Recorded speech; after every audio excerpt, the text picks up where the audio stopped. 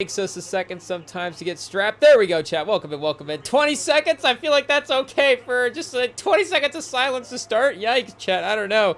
The Steelers offense, maybe a little silence to start. 3rd and 11 right off the bat. I don't know, chat. We got to wander our way into this one, I guess. But maybe we're out of rhythm because we're not normally live on a Thursday night. We do have to go for a little bit of a different schedule this weekend. I don't know if we dress the schedule change on this 3rd and 11 chatter if we let it play out. Oh, chat! We just lost the feed! Oh no! The NFL app freezes! Oh, chat, a huge 3rd and 11. We've got a black screen. We've got nothing, chat. Hey, yo. We're going to have to close out. I guess we're just going to have to miss the play. Spoiler alert. We're going to have to, I guess, check the ESPN graphic and see what happened. Wait a second. Oh, chat, we missed a big play. Hey, yo, Rodgers to Metcalf. Can we get it in time for the replay? I think so. Oh, chat, we knew it was going to be a brutal, we knew it was going to be a good play that we missed, of course. Oh, and the app was tweaking last time, chat. Hey, yo. Hopefully the app is not tweaking too bad today. We'll have to see if it evens itself out, chat. It is what it is. We're going to watch it small screen. Okay, I guess we're not going to be able to analyze any of the plays. It is what it is. We see a guy for the Steelers maybe running down the field. It looks like it's going to be a 2nd and medium. Shout out, I think Jalen Ward scrambling, but I guess, you know, we did say we're out of it. We are, of course, if you guys know, if you follow the feed, normally on a Sunday, Tuesday, Friday schedule, but we do have to take a secret mission trip out of town this weekend, so I don't know exactly what the schedule is going to be. If we're going to be on for the normal Sunday live stream, you'll just have to stay tuned to find out. So again, I don't know what necessarily normal schedule is going to be, but worst case scenario, we'll be live tonight and then again Monday, and then we do have NBA starting up Tuesday, so we're going to be going live next Tuesday, of course, normal schedule anyways, but we've got the NBA season starting up next week, so we could be on a potential Monday, Tuesday, Friday schedule next week, just do, you know, a little NFL recap on Monday, or worst case scenario, if we get back on the, for some reason, late Monday night. Worst case scenario, we've got Tuesday. We'll just be live for the start of the NBA. We'll just do like NBA opening week extravaganza. We'll be Tuesday, Wednesday, Thursday, Friday. We'll just make it up to you guys. We'll just be live all week for the opening. Is that just an excuse for us to be live for all the NBA games? It might be, chat. Hey, yo, maybe, who knows? Maybe we just have NBA opening week extravaganza anyways. But we'll have to see exactly Sunday, Monday, Tuesday. Like, what is that exact string of live streams going to be? We'll see. But there will be, from Sunday to Wednesday, at least 2 live streams. They may be Tuesday, Wednesday, though. We'll just have to see. So you guys will have to stay locked in to the feed and just check it out and see when we're popping on. Or, of course, you can catch up on the podcast feeds themselves. Hey, yo, REMINGTOM podcast. It is actually available on the podcast feeds, Apple, Spotify, all the various platforms. So, you know, if you're not able to join us live, you can always catch us later there as well, too. The live streams do get posted to those platforms. But, oh, Steelers opening drive, chat. We've got the Bengals in the, I mean, we were seeing people online call it the Icey-Hot Bowl. So we've got the icy helmets for Cincinnati. I don't know if that's, I guess, you know, what is there a term for the is it a snow tiger or something like that? I don't know, chat. Hey, yo, snow tiger might be something else. I don't know. Maybe we had a snow tiger hitting on us at work today. I'm not sure, but I don't know what the proper term is for these jerseys with the alternate helmets. But they did. I saw they had the graphic on the TV on the McAfee show today at work, and I saw them in the white helmets. I was like, oh, I don't know if the NFL is expecting to be promoting Joe Flacco in the alternate uniforms, you know, the wrong Joe Cool, Chad, in the icy uniforms. But, you know, in some ways the game does have intrigue because the guys are, it is just funny that both these quarterbacks are older quarterbacks in this way. But immediately, Chad, Rodgers looking good. I guess, you know, Cincinnati defense, if they get carved up by Rodgers, who, make no mistake, Chad, has been, you know, I guess they're going to run the clock here, as you would, because this is actually him running outside the pocket, creating, hey, yo, oh, Chad, he goes left, he goes back right. He's in the pocket for, I guess he's not really in the pocket, but snap defense, almost 9 seconds, Chad, 8.5 seconds before he gets to Jonnu Smith. Hey, yo, is that the longest Rodgers has lasted all year? Chad, it's crazy. They, you know, they get the Bengals defense not able to get pressure, just letting Rodgers run around back there. He does look a little out of breath, Chet. Hey, yo, I don't know if that's a good sign for a playoff run, but an accurate pass across his body finds Jonnu Smith again, 7-0 to start. So we'll see. Flacco, I mean, it's not like the Steelers' defense has been play-to-play the best. I mean, to be honest, well, they do throw good blitzes and stuff, so they'll be able to get Flacco at some point, you know, not just like an interception. And make no mistake, Flacco will give him an interception, I'm sure. But if they can stick to some of the underneath stuff, they might actually be effective against this team if they can be kind of a short yardage, move the ball down the field type team with the way Flacco orchestrates these offenses. And, you know, I don't know how feisty they did end up looking against the Packers, but at least, you know, they were around in that fourth quarter for a second. There was a moment where you're like, okay, it could be something. So I don't know. The Steelers and Packers are maybe on a closer level than, you know, maybe we thought they were going to be going into this season. But maybe the Bengals are divisional round Thursday night at home. We'll have to see here. I guess, you know, if they go to 3-4 after tonight, I know that record-wise they'll be in the mix. I don't know, again, with Flacco, if we would expect the team to continue to, you know, win games consistently to a point where they're going to be in the wild card race. But I guess you never know. I mean, I guess Flacco was in the wild card last year with Cleveland, and you know, their defense was a lot better. I mean, he himself was, I was going to say he was turning it over less. That's not necessarily true. They were, you know, maybe a little better run game. I guess we'll just have to see here. The Cincinnati run game, you know, maybe not quite what they had in Cleveland. But it was, again, a lot of short passage. He was still, like, had a ton of attempts in the end of that Cleveland run as well, too, last year. So, at least, you know, recently there is a model for success with Flacco where, again, 3-4 would be surprising. To be in the playoffs, we're still looking like a winning record. We're not really, I don't feel like in 2025, extra playoff spot, even like that 7-9, you know, old school like 7-9 playoff team, unless it's a division winner, doesn't really feel like it's going to happen. So unless, I guess this would be the one if the Steelers would tail off at the end of the season because they also have the older quarterback. But then, you know, why wouldn't Flacco? I don't really know when Burrow is supposed to return or not either. But for the Steelers as well, going to 5-1, and they had a bye week in there as well too, I believe. Did they have the early bye week? Did we double check?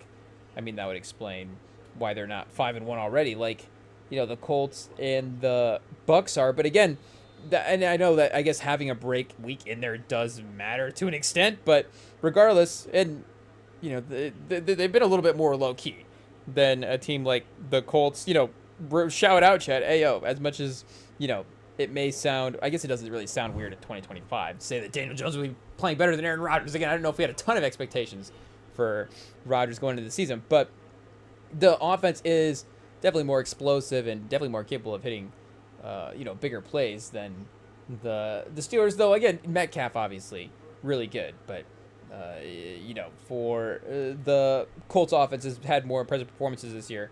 Though the defense is 6th in points allowed. Though I guess we don't have like yards here for the defense. I guess we could look that up. But yeah, I think they had their bye in week 5. Yeah, they were the first bye. Was it just them in Atlanta? Because we got lucky that we had, well, I guess we didn't get lucky overall that Bijan was out because the team we were playing against, their guys went off anyways. Pause. But, you know, I guess Steelers and Falcons, a couple of the early bye teams in there. So I don't know if that's good or bad for Rodgers, older quarterback, to have it. And I think they had it after the international. They chose to take it after the international game as well, too. So there is that factor that they got scheduled that international game earlier in the year as well, kind of influencing the decision probably. But still, for them to be record-wise up there with the top, I don't know if the 1 seed would be a possibility. I guess Green Bay, Indy, you know, Indy, Pittsburgh, Chad, Daniel Jones, Aaron Rodgers is going to be a battle for the 1 seed. Uh-oh, chat. This could be a long night for Joe Flacco. Hey, yo, we might be locked in onto some NBA preseason. The Steelers' defensive line able to get pressure on second down. They get the sack. I mean, Flacco is, make no mistake, not going anywhere. I was going to say, not a lot of scrambling in this game, but Rodgers already run around that last possession. So there has been some quarterback mobility displayed early on. But great play by the tackle as well, too, to just, you know, split both of the defensive linemen and get into the backfield. I mean, basically an individual play. I guess we can't go back. Hey, yo. Watching tape, chat. IT, can we get the telestrator working? Oh, but Flacco on 3rd and 14, chat. He hits Higgins. A strike down the middle of the field. Quick decision. Let it rip. Hey, yo, keep it moving. We can't count Flacco out. I mean, hey, yo, it is what it is. The bipolar game, chat. I guess when you're 40, I don't know if that's the way we have to kind of judge it. But, yeah, he's able to just right from the kind of slot spot, hey, yo. Just that kind of what you would almost see with Kelsey kind of working down the middle. I don't know if you call it a seam because it's not, going deep the same way. Hey, yo. But the quickness of that is effective a lot. So the run game, able to pick up a good chunk on the first down run, though I think they are stopped on first contact there. So good tackling by the Steelers for sure. But I guess we did already say we had preseason basketball on. Of course, we're ramping up to the NBA season. We do have baseball playoffs, which, chat, I don't know. Are we following the baseball playoffs enough to start having takes? Like, I guess the Dodgers have swung this game 3-1. Ayo. So the take is the Dodgers are really good. But the Brewers were hanging there. When we flipped the game on, getting ready for, setting up for Thursday night and then starting to turn on some of this NBA preseason, it was it 1-1 or maybe it was 2-1? I don't know. But I thought the Dodgers, the Brewers were hanging in there. So it was like the home court, Dodgers going into Milwaukee. I don't know if surprising, but if Milwaukee goes into LA game 1, it's maybe a little something for sure. But it does look like there was and then we turned on, then there was a run batted in. I don't know if it was more a Milwaukee error. Now, I guess, okay, so we're not necessarily caught up on what's going on with baseball. But the just sort of instant offense that the Dodgers can't have, maybe we're just good luck charm for the Dodgers, chat. I mean, that would be it'd be a little strange. I'd kind of wonder where that would be from. But it seems like every time and I guess we have just had them on a little bit as well, too. But when we were watching them earlier in the baseball playoffs, it's like, okay, we're going to just watch this first inning and Ohtani's going to hit a home run. And now it's like, we'll turn it on in the 6th inning and the Dodgers just start to play better later in the game. And maybe that's sort of putting pressure on the pitching later. I don't even know if that's a thing, chat. It sounds like a baseball thing. I don't even really know what that would be. I just said it like I think it would be a baseball thing, but I don't know. Maybe it's something they do, chat. Shout out. I mean, it has to be because they're scoring later in the game. But we do. I mean, this preseason wouldn't be the only time. I guess for us, preseason wouldn't be the only time we'd want to watch Wizards Pistons. Hey, yo, chat. We're of course degenerates. We'll be throwing on Wizards Pistons in that early slot whenever it is. Hey, yo. And I am kind of excited to watch I guess we'll see if we'll continue to be excited to watch the Wizards this year. That'll be the thing. And we do need to kind of, lock in and make sure we know what's going on with all these rosters, chat. I don't know. Do we go to the SPO track real quick and just scan through the teams? I feel like that is another mission for this Thursday night football game because, like we said, the next time we're live, whether it's Sunday, Monday, Tuesday, I guess if it is Tuesday, it will be kind of focused on NBA opening night. But regardless, that won't be necessarily like, what's going on. And then maybe we should be caught up by the time we get to the opening night games, focus on those. And then, I guess we'll recap some of the NFL stuff as well, too. But, yeah, I guess just to, before the NBA season approaches, scan through the rosters, kind of set some expectations for the teams as well, too. I don't know if we start with the Wizards, chat. Hey, yo, are we going with potential draft order this year? I don't know if they are the lowest win total right now. Do we go Tankathon and see? Because, we haven't necessarily started. Oh, we got Utah, number 1 right now. 1 through 8 protected, and then 9 through 30. I guess I don't really know. Protected both. So, pause. Double protection. It seems like it's theirs. Protected 1 through 8 for Washington. Ooh, chat, that is interesting. I mean, I'd not say that Washington would be a contender for the 10 seed. I guess you never know, even though it would seem like a little bit of a long shot. But 1 through 8 protected. I mean, you're going to want to keep that pick, especially with the spot the roster's in right now. I guess let's see if they have another pick. Okay, they do have Oklahoma City's first-round pick. So you know what, chat? I mean, make no mistake. It's going to be a late first-round pick. I don't know. Maybe they're going to have a run. They've got Chicago's second, Phoenix's second as well, too. So Phoenix's second could be pretty good. Phoenix's second-round pick could almost be the same pick as OKC's first, chat. We just don't know. Same with Chicago. I mean, it's already pretty close here on the mock. But I don't know. Phoenix is sneaky number 1 contender as well, too. They have but their pick is going to Memphis, chat. Ooh. That is tough. Is there any protections on that? Is there any way, chat? Does Matt Ishbia use... Matt Ishbia does not use protection when he trades his picks. That is for sure unbelievable, chat. Hey, yo. Just send it out, is what he says. Hey, yo. Ishbia, maybe... But you know what, chat? Maybe you need a couple incidents to a couple is crazy. But, you know, from a trading standpoint, maybe I guess, you know, if you're an owner, you get more opportunity. You know, you just get as many opportunities as you want to fail, I guess, because you own the team. But, hey, yo, and yeah, shout out, I guess, a failure, but, you know, in terms of, it's not the same roster that they had and they were planning to have a couple years ago. So it's, the Suns are a variance team, I guess. Hey, yo, shout out, we're talking about the Wizards, for sure. But I don't know if the Wizards are much of a variance team. But, again, top 8 protected. I mean, that would be the thing, right? So they're like, okay, well, I guess we have to keep our pick this year. You know, that's the only reason we're bad is because our pick is top 8 protected. But, again, early in the season, it'll be fun to see what kind of talent on the court. And I guess because they're a younger team as well, too, you're going to have to watch them throughout the course of the season because hopefully they would get better over the course of the season as well, too. I mean, kind of figure out how the parts kind of fit, how does that kind of fit together as well, too, because it is a weird mismatch of guys a little bit. And this is another reason why we need to catch up because Cam Whitmore, I think, is on the Wizards, and we were watching a Rockets game a couple live streams ago, I think, and we just totally thought he was on the Rockets. Like, wait, he's not on the Rockets, he's just on a different team now. So shout out. Hey, yo, I don't know, maybe we listen to too many old guys talk about basketball, we start acting like an old guy when we talk about basketball. But Cam Whitmore is on the Wizards.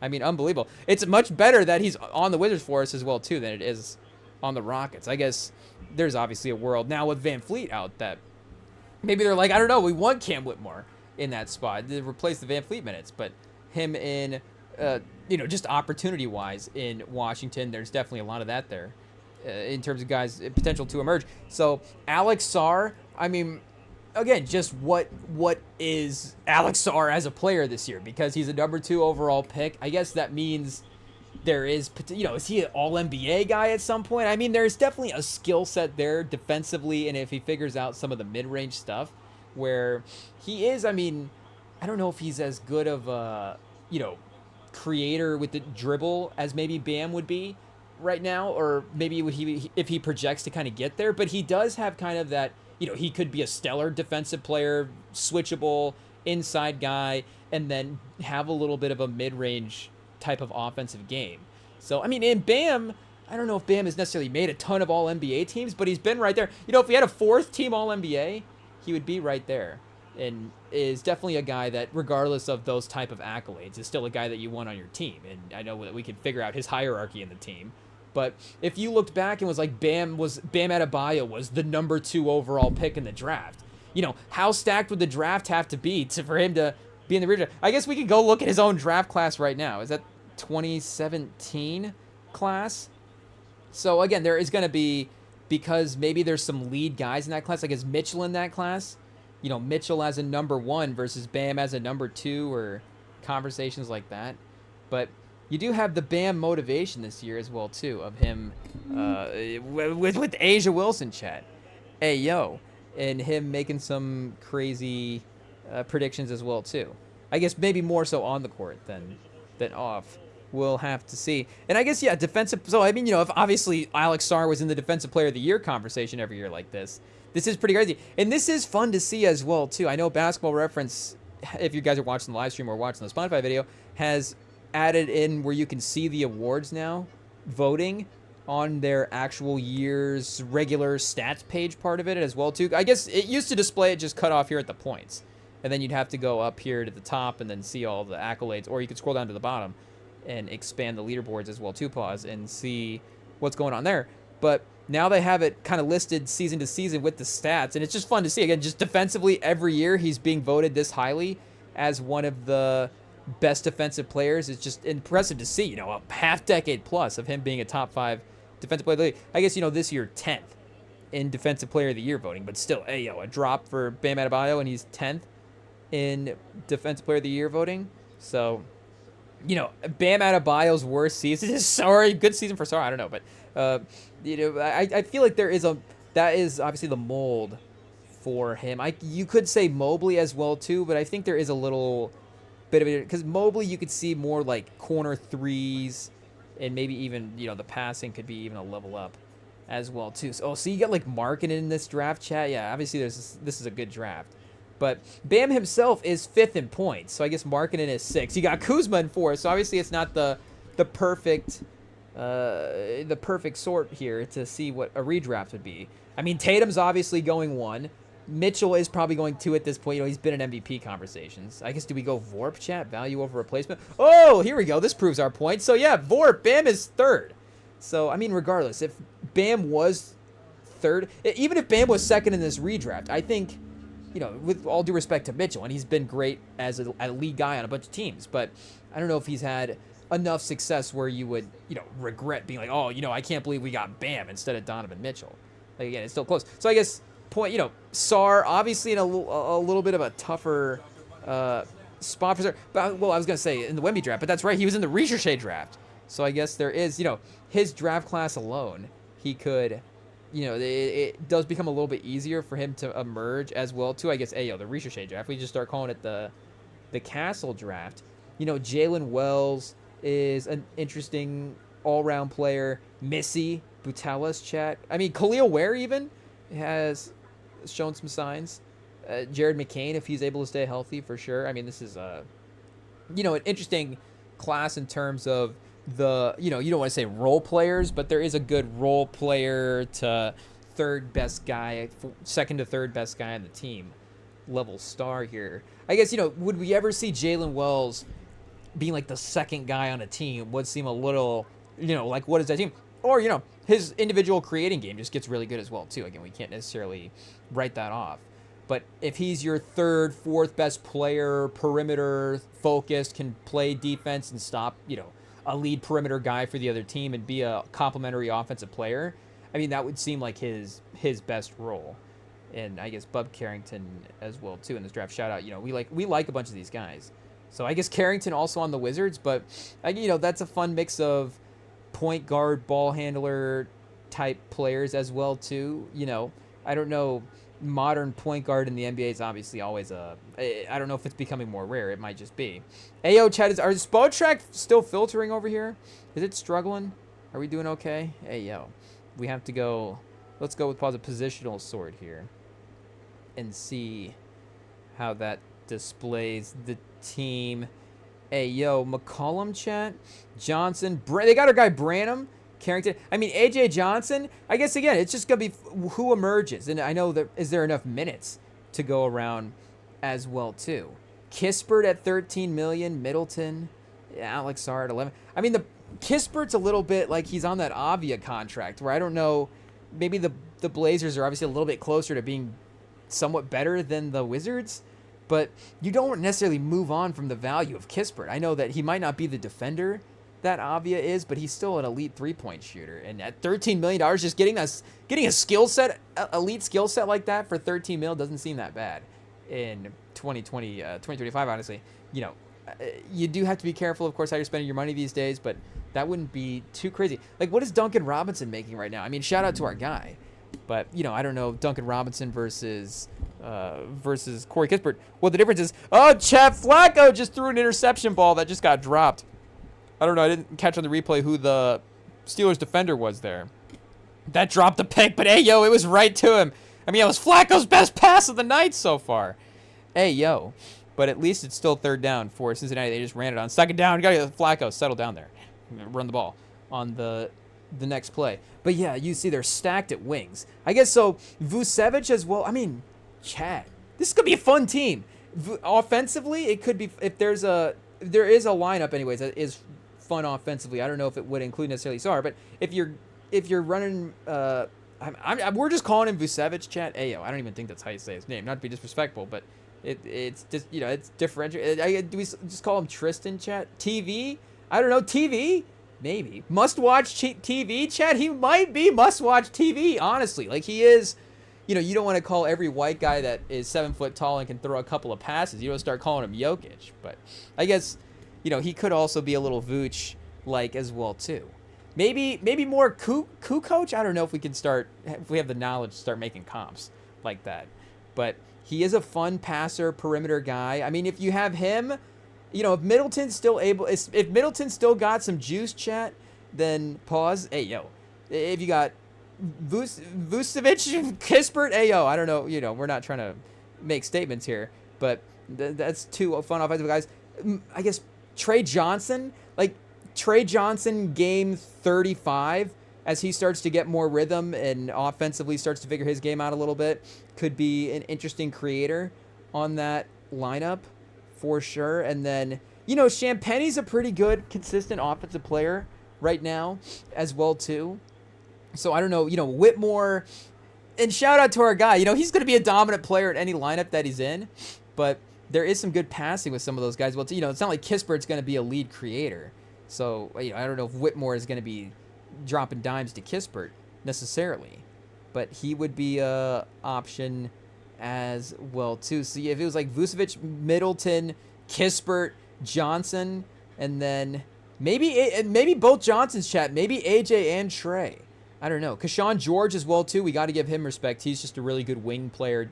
Again, the perimeter shooting hopefully gets in the mix. So, they've got directions to go, chat. If they want to just keep all the guys and just say, hey, we're going to have 10 guys that we can't play. Again, it may not be the 10th seed version of a 10-man lineup, but at least it is 10 guys that we feel, you feel like everybody has not everybody, but a lot of guys have a purpose on this roster now. And maybe that's something that the Wizards were a little bit kind of lacking as well too, where again, you just had a collection of guys, and you definitely had some young guys that you're trying to figure out, some old contracts, but it does feel like, again, you can still get some minutes, productive minutes, and good leadership, locker room value from your veterans in McCollum and Middleton, but all of the young guys as well, too. Whoever is sort of playing well and emerging, you can kind of sort that out. Is it difficult to balance? For sure. But, Chad, we're pro Wizards this year. I don't know. The Wizards, I guess, I don't know if we adopt the team of the year this year. I don't know if we're allowed to do a Mistress team, chat. Are we allowed to announce our Mistress team, or do we have to just move in silence? I don't know. But if we may move in silence, and I don't know, there may be some reports of like, is that Rem leaving the hotel with the Washington Wizards? Like, what? Hey, yo, that's crazy. Hey, yo. But from a metaphorical fandom standpoint, if you can get what we're saying, I don't know. IT might have to go in there and do some editing real quick. But just a couple takes on that phrase. But I think did we clarify, chat? Hey, yo. So maybe the Wizards are a contender, because I don't know if you have a Mistress team, does it have to be better or worse than your if you have a Mistress team, do I have to have a team that's gonna win the title? Is that the point, or is it just a team that I have fun watching, chat? I don't know what the rules are. DM us at Rem and Sam Pod and let us know what the rules of having a Mistress team are for NBA. I feel like it's not new. We've had Mistress teams in the past, but maybe maybe we I guess just crowdsource an opinion, chat, and see what's going on for y'all's Mistress teams out there. I mean, I feel like the NBA, maybe the NBA just in general, doesn't just lack commitment from the players. Maybe the fans as well too. I mean, obviously with it being kind of player centric as well, is different than there's just a different sort of loyalty to teams in that type of way. But if you are an old school fan, chat, that does root for a team, you're watching a lot of games, you're entertaining other teams, you're having fun. There's like a different time slots. You might be a West Coast fan and you're like, okay, I gotta who am I enjoying in the East Coast games, or vice versa, or just the team that's always on prime time. But if I'm scouring the league pass, we have our league pass teams as well too. So Washington, chat, hey yo. And plus, the Washington fans, hey yo, it's been a tough run as well. But we didn't just lose John Wall, but he retired from the league officially. He's the NBA app right now, NBA app, I guess, on Roku and mobile and stuff. But they've got this association coverage, which I guess is supposed to be, I guess I thought it was going to be like a red zone whip around style thing, but it just seemed more, it didn't seem quite like that. But still, kind of an alternate, coverage of all the games style broadcast, a little conversation there. But it was John Wall and David Fizdale. And, shout out again, John Wall. I was like, okay, I'll watch this just to hang out with John Wall. Shout out. I guess it goes back to our pro John Wall days for him leading that Wizards team. I don't know if there's a way that, again, if this Wizards team has success, what does that mean for John Wall's career? Unfortunately, I don't think much. But we would just, I guess, the nostalgia of like, oh, this team hasn't, the last time this team was good in a real way was with John Wall. So I don't know. Trey Johnson, I guess John Wall is such a good passer. Like, Trey Johnson's not John Wall, but could he be the John Wall of scoring, Chad? And then, but John Wall's scoring is better than Trey Johnson's passing, but John Wall's passing was his best skill set. If we were going best skill sets, again, Wall's passing over Johnson's scoring, but also Wall's scoring, I think. Johnson's a rookie at this point as well, too, so we got to give him a chance. But still, regardless, we're going to have fun watching Washington figure out what is going on this year, chat. I think it'll be interesting to see. And, they'll maybe be a trade target or two, like we're saying. Maybe not even the most expensive one, but a guy that can step up and impact a roster and, be an interesting contributor on some of these teams. So I don't know. Do we just kind of go, pause, serpentine style on the list? I was going to say back and forth, so I pivoted from the pause there. But do we go serpentine style on the teams here? Kind of, pause. There we go. Top of the list, bottom of the list, chat. Okay. Now we're back with the pause. But Atlanta is, chat, maybe just teams of the years all the way around. Maybe we're just going to like watching the NBA this year. I don't know. But Atlanta is, of course, another fun one as well, too, with their new lineups. The reshuffling of the league where, I don't know, we didn't have necessarily the major superstar jumps around outside of Durant. I guess we'll go back to the rosters and recall one that I'm missing as well, too. There was definitely one other sort of move. You would imagine, I guess, like Turner going to the Bucks, chat. I don't know.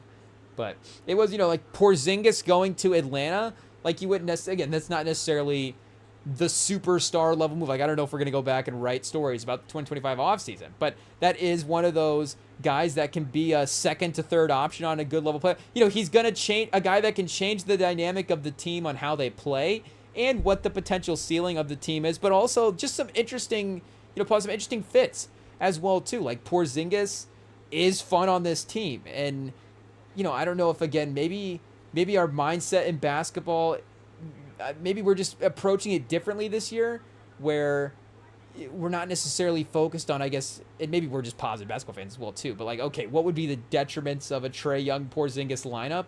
And more so, that could be really fun offensively.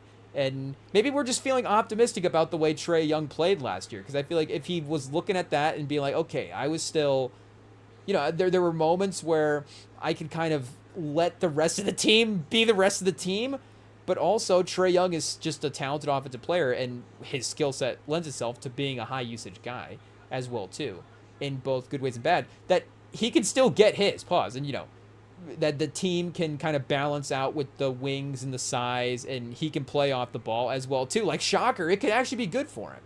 And I guess at the end of the day, it's obviously fun to control everything from a basketball court, like from a basketball standpoint. Like, if you're a great player, or just any player, that is just the most fun way to play basketball, if you're always dribbling around and you have control of everything that's going on. But Keshawn George, speaking of dribbling up the court at the end of the quarter and trying to get a three-pointer to go. But we got good defense. Is that Holland, chat? I don't know. We got to lock back in and get number checks up for some of these guys as well, too. Yeah, I think it was Holland. Good defense there. For sure. But, those two guys pick and roll if Porzingis is knocking in threes. And, they'll make enough. They'll take enough to at least make enough as well, too, if that makes sense. Like, you imagine Porzingis is going to be, I don't know if he's going to be 42% from three this year. He might be if there's enough spacing. But, 37% if Trae Young's in that high 30s. If they're in that range, it'll be good as a team. And individually, again, maybe not the most elite, but still, if you got Porzingis, Shea, Jalen Johnson out there, like, you got some size, some defense to balance out Trae Young. Dyson Daniels, we know defensively what he can do.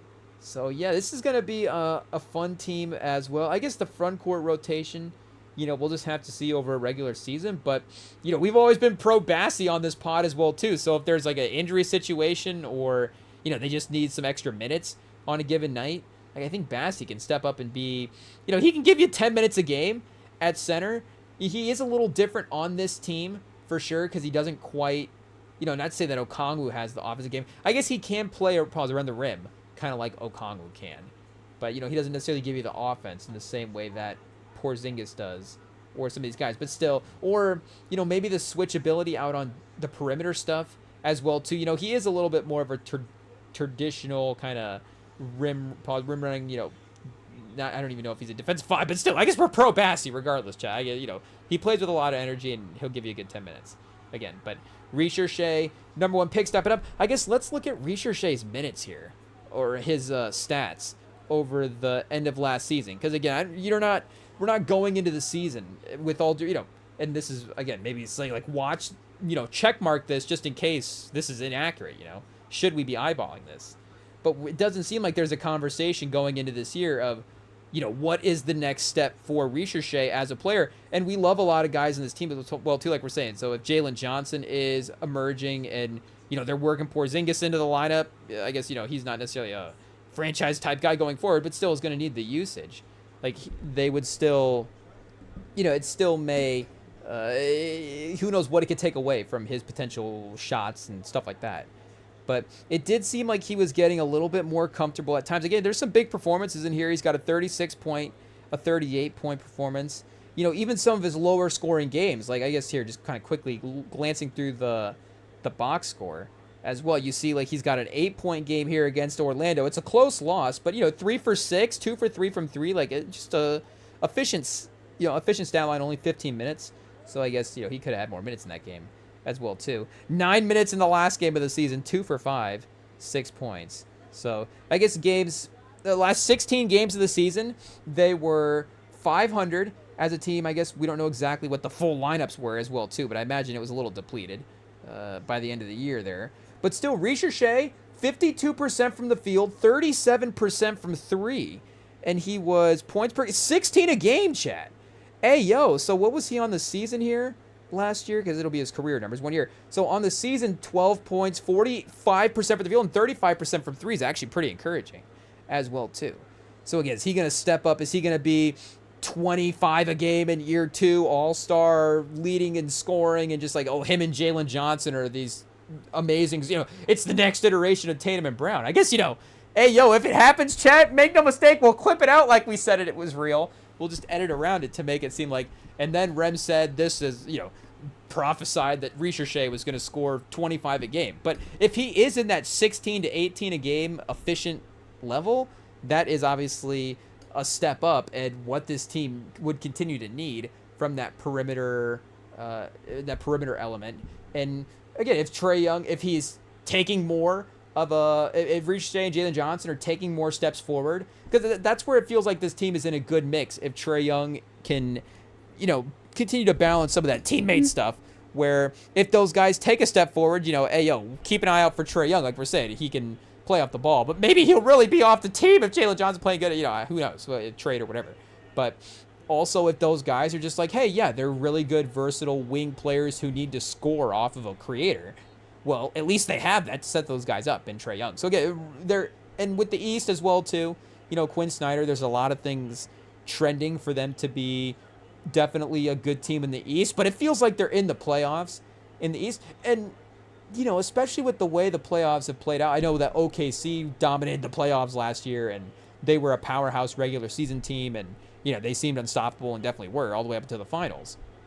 But with the way that some of the lower seed teams have been advancing farther into the playoffs, maybe there is... Oh, Chad, and the Dodgers take game 3-1. They've closed out the score like that. So they are up now 3-0 in the series. Shout out to Milwaukee for fighting and being entertaining, and I'm sure having a great season. But I'm sure the Dodgers, again, in maybe not an OKC way, but I don't know what the comp is. Chad, I guess, did we comp them to Kansas City or a little bit like some of the regular season stuff? I don't know. But, they are showing up for the playoffs, of course, and showing their top-end talent. Hey, yo, our baseball knowledge. But the Brewers, chat, even in hits, that 4 hits to 5 hits. So I don't know if that says, again, the Brewers just not quite perfect execution on some of those defensive plays, or if that is just LA's ability to, again, run the bases and the athletes in there, it's the other way around, where their just ability to execute on those hits is incredible. But again, they turned 5 hits into 3 points. And, I guess I don't know what the math is. They couldn't win on 4 to 5 hits, but still, from a non-baseball guy, are we making sense, chat? Hey, yo, we're trying. I guess we're going to try. Do we try better with hockey, chat? If we start watching hockey in the regular season, of course, that'll help. The more knowledge you have, the better, obviously. But, I guess Recherche, shout out. We're looking forward to what he could potentially be this season. I mean, again, the whole 2024 draft class, I would say, is just being totally forgotten about in terms of what these guys can be. And I like we're saying, if a class is a bunch of guys that are going to be number 2 stars in a team, guess what? You need those guys. And that's a, respectful thing. And again, there's different levels to that. Like we're saying, that 2017 draft class we were looking at, maybe there is a world where Mitchell is, do we say number 2? But, maybe his scoring is better with a different type of lead playmaker, complimentary guy, or if he was like, okay, now they have Wembanyama or Anthony Davis or somebody like a different type of interior force at peak of his offensive powers that he's playing with. If it was a different 1-2 combo than it has been over the years, it maybe is a good situation for him. I'm trying to think like what's a good guard who led the team in scoring, but maybe wasn't quite the lead guy on the team. Chat, ayo, maybe we should. Maybe it should be obvious. You want to say Kobe, I guess, with not that I guess, obviously he was this, but that's a different level because we know that Kobe eventually became the number 1 guy. So not to say that I guess Mitchell could be, of course, a little version of that. I guess maybe, just the 1 title either way version instead of 3 titles is the number 2 and obviously 2 is the number 1 or whatever. But, regardless. And I guess maybe the Kobe Powell is a good example of it where, and maybe, again, sort of the legacy name value of what Kobe was at the time and looking back on it, definitely overshadows what Powell's contributions to that team were, but it was definitely like a 1A, 1B type scenario. So I guess, them having Mobley being that would be a possibility. But I guess regardless, Recherche as I guess Jalen Williams even still, that's a guy that could be a number 1, but Jaylen Brown. So maybe we do need to, the 2024 class is more, number 3s, chat? I don't know. But still, the league is good. Like we were talking about even before the 2024 draft, how stacked the league is. So maybe just from from a basketball hierarchy standpoint, it's like we've gotten all these guys in the league that are these supposed number 1s. Like we can't just have more guys just being number 1s in the league, I guess. I don't know, chat. Like maybe there is a balance there. I don't know for the Thanos of the NBA fans, but there's a balance there that we just like. Where again, you need to develop these rosters, and if you have LeBron and Wade and Bosh and all these number 1s, then yes, your team is good. That's a great way to, that's shocker. That's a great way to build a team. I mean, I guess you could say, like we're saying, OKC is a version of that with, do they have 2 number 1s actually with Jalen Williams and Shea? And Shea's obviously an MVP and that type of stuff. But, as a guy who, of course, Spurs fan, that's the lineage that we have in our basketball history. You don't need the 5th best player in the league as your 2nd best player, and the 10th best player in the league is your 3rd best player. Because, with all due respect to Ginobili and Parker, and there were seasons where they were that, for sure. But, they don't necessarily go down in NBA history legacy-wise with some of those other names as well, too. Like, I don't know, is anybody over here ranking Ginobili as a better legacy guy than T-Mac? And I guess if T-Mac's the 3rd guy on the Spurs, then, are the Spurs worse off? But I don't know if the Spurs fans going back in history, do you want to rewrite the timeline of what the Big 3 was able to accomplish? We're like, no. So I guess, hey, yo, is Recherche the Ginobili? But I guess maybe that is, if this was a draft full of Ginobili's, chat, hey, yo, I mean, shout out. That's our guy. But Parker, Ginobili type guys, Pau Gasol is another. I guess Pau and Ginobili were in the same draft. So if that draft was a little bit more stacked, maybe, then it could be something. But I'm a fan of the 20, and maybe it's the 2024 draft in conjunction with the talent in the league. The league is very talented. There's a lot of, most teams would have a guy or had a guy that, Scoot, like Portland maybe is still trying to find a true number 1, like you were saying, Washington still, but, maybe this class has a couple of those, and it's still, these teams have depth and enough possessions to go around as well, too. They're not going to be struggling to find guys to take shots. So the league's talented, enough people to occupy the minutes for sure. So it does make sense. It's a good way to have, and especially in the second apron as well too. These depth guys that can be these extra level guys as well too. Like if Ricochet takes, like there's a basketball talent there that we do have to respect. Obviously, at the end of the day, even if we compare it to other classes and other talents and go, okay, yeah, there still is a certain way we'd rank this out. Like it's, he's a number 1 pick in the draft that was playing well at the end of last year and having big moments, like a couple of, like we're saying, some 30-point games in there. Like all those guys, I know, and shout out, we're obviously, really focusing on Scar, Ayo. Maybe that's what the Wizards fans are going to have after looking back at the SAR draft pick, but we're looking at, SAR's, we really, if he locks in on his defensibility, like something is there, and again, him being number 2 in this redraft, we'll just have to see. But all of these guys can step up and be contributors this year as well, too. I guess Holland's a sneaky, like, is Holland going to be the number 1 guy in the redraft? He was obviously tearing up the summer league, so I guess, shout out. We're trying not to be biased here with our guy Castle. But Klingon, Dillingham, Buzelis, chat, even Topic for OKC this year, like we're saying, Khalil Ware could be interesting for Miami. Like, all of these guys can be guys that are, like, not just, they're impacting games. Like, legitimate guys that are in the final minutes of these lineups of, and even some of them, like we're saying, competitive teams. And, I guess Reed Shepherd at number 3 as well, too. We'll have to see. I guess A.J. Johnson was also the 2024 draft. I mean, Terrence Shannon, chat. Hey, yo. I guess we'll champion the 2024 class if nobody else will. And again, is it because our guy Castle, we're pro Castle as well. I mean, shout out. We're just, hyped up to see some of these Spurs young guys get out on the court and see what that core looks like. And just the funness of what the 3, if all 3 of those guards are playing at a given time, if we get everybody healthy and everybody balling out and, Dylan Harper worked into the mix, like that can be a pretty elite team. But I guess, respect to Ricochet, obviously we have the Jalen Johnson stock. So I think, the thing is, Jalen Johnson is kind of there already as a player. I know he's being talked about, again, as a next step guy, and we definitely hope he takes that next step for sure. Hey, yo, Chad, is there still a Thursday night game going on? I guess, shout out. Do we know this? Should we check in on the score? They just got a Tomlin press conference on the screen right now. Okay, 10-0. Wait a second. Did they call back a touchdown? They must have, because there's a Jalen Warren touchdown earlier that got... Oh, chat! I guess we got our fantasy team over here as well, too. Shout out. You're going to see that we literally, like, 2 minutes before the live stream, I was like, hey, pause. I was like, hey, yo, I forgot about that whole fantasy lineup.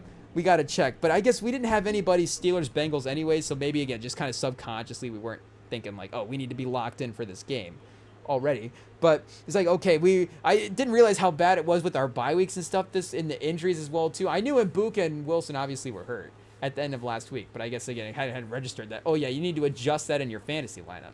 So we're down Josh Allen, James Cook with buys, and then Ibuka and Garrett Wilson with injuries.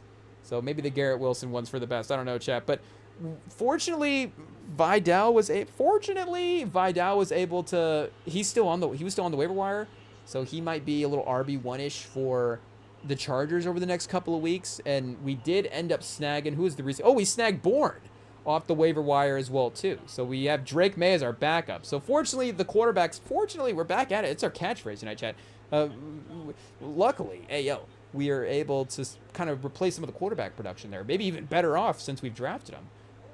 Since we have Drake May over the last couple of weeks with Josh Allen. But... yeah, we'll see. I think we're still probably going to end up losing this week and being 0-3. It's tough, chat. It's tough. The James Cook, Garrett Wilson... I guess, did we go... I think we might get... Because I think we ended up taking Garrett Wilson because he slid a couple of rounds. So it's like, well, maybe the talent... it's like... But then I forgot, oh, yeah, we're not, like, building... Like, he's not actually catching passes from Josh Allen. He's still catching passes from the guy that's on his real team. So if it would have been... And this is always the case I make for my fantasy team. But I feel like we always build the best real-life team. Though this year, I don't really know. We'd have to go compare. There's, again, being 0-3, there would be a real-life fantasy crossover that maybe wouldn't quite match up. But you have Josh Allen. I guess our team is probably better than the Bills, so there is that. But I guess shout out. Maybe we could dip in on the fantasy score every now and then and see what's going on. I guess we could keep track of the player performances. But... yeah, we got Flacco trying to put some points on the board finally for Cincinnati. We'll see if they're at least able to get in field goal range here and finish out this drive. Oh, okay, Chad, we're back on the live stream. But I guess, anyways, back to Jalen Johnson. Like we were saying, yeah, last year, 19 and 10. So I don't know if, the difference between 18.9 and 20 points is, still not that much. But, again, there is a little bit of a tier there. But I think we can basically say he's a 20, 10, and 5 guy, 50% from the field. So the three-point shooting, wouldn't you take it? But honestly, again, that's where Porzingis is fun, because at least you have a front court guy there that does provide that perimeter effect, where in the past, of course, if you're solely relying on Okongwu and then Charles Bassey and Clint, bring him in, Clint Capella, the guy they have from Washington State, like if that's your rotation of front court guys, again, you're limited with your options there, because all of those guys have the one skill set. But now you can pick and pop with Porzingis, and he can defensively, of course, it's obviously why Porzingis is so great, but defensively he can be a big around the basket and then offensively step out from the perimeter. But then Jalen Johnson, who is a good rebounder as well too, you're not losing anything if he's attacking and rebounding instead of Porzingis, even though Porzingis himself is obviously a good rebounder too. So, we're getting excited for Atlanta, chat. I don't know, is Atlanta better than Washington this year? I know we're excited about Washington, but I think, wins wise, we would probably expect Atlanta to be a little bit better in that category. Alexander Walker, they signed him for $15 million. I mean, check Kispert for $13 million or Alexander Walker for 15. I mean, Alexander Walker is a great blend of all the traits for sure. He gives you a little bit of everything.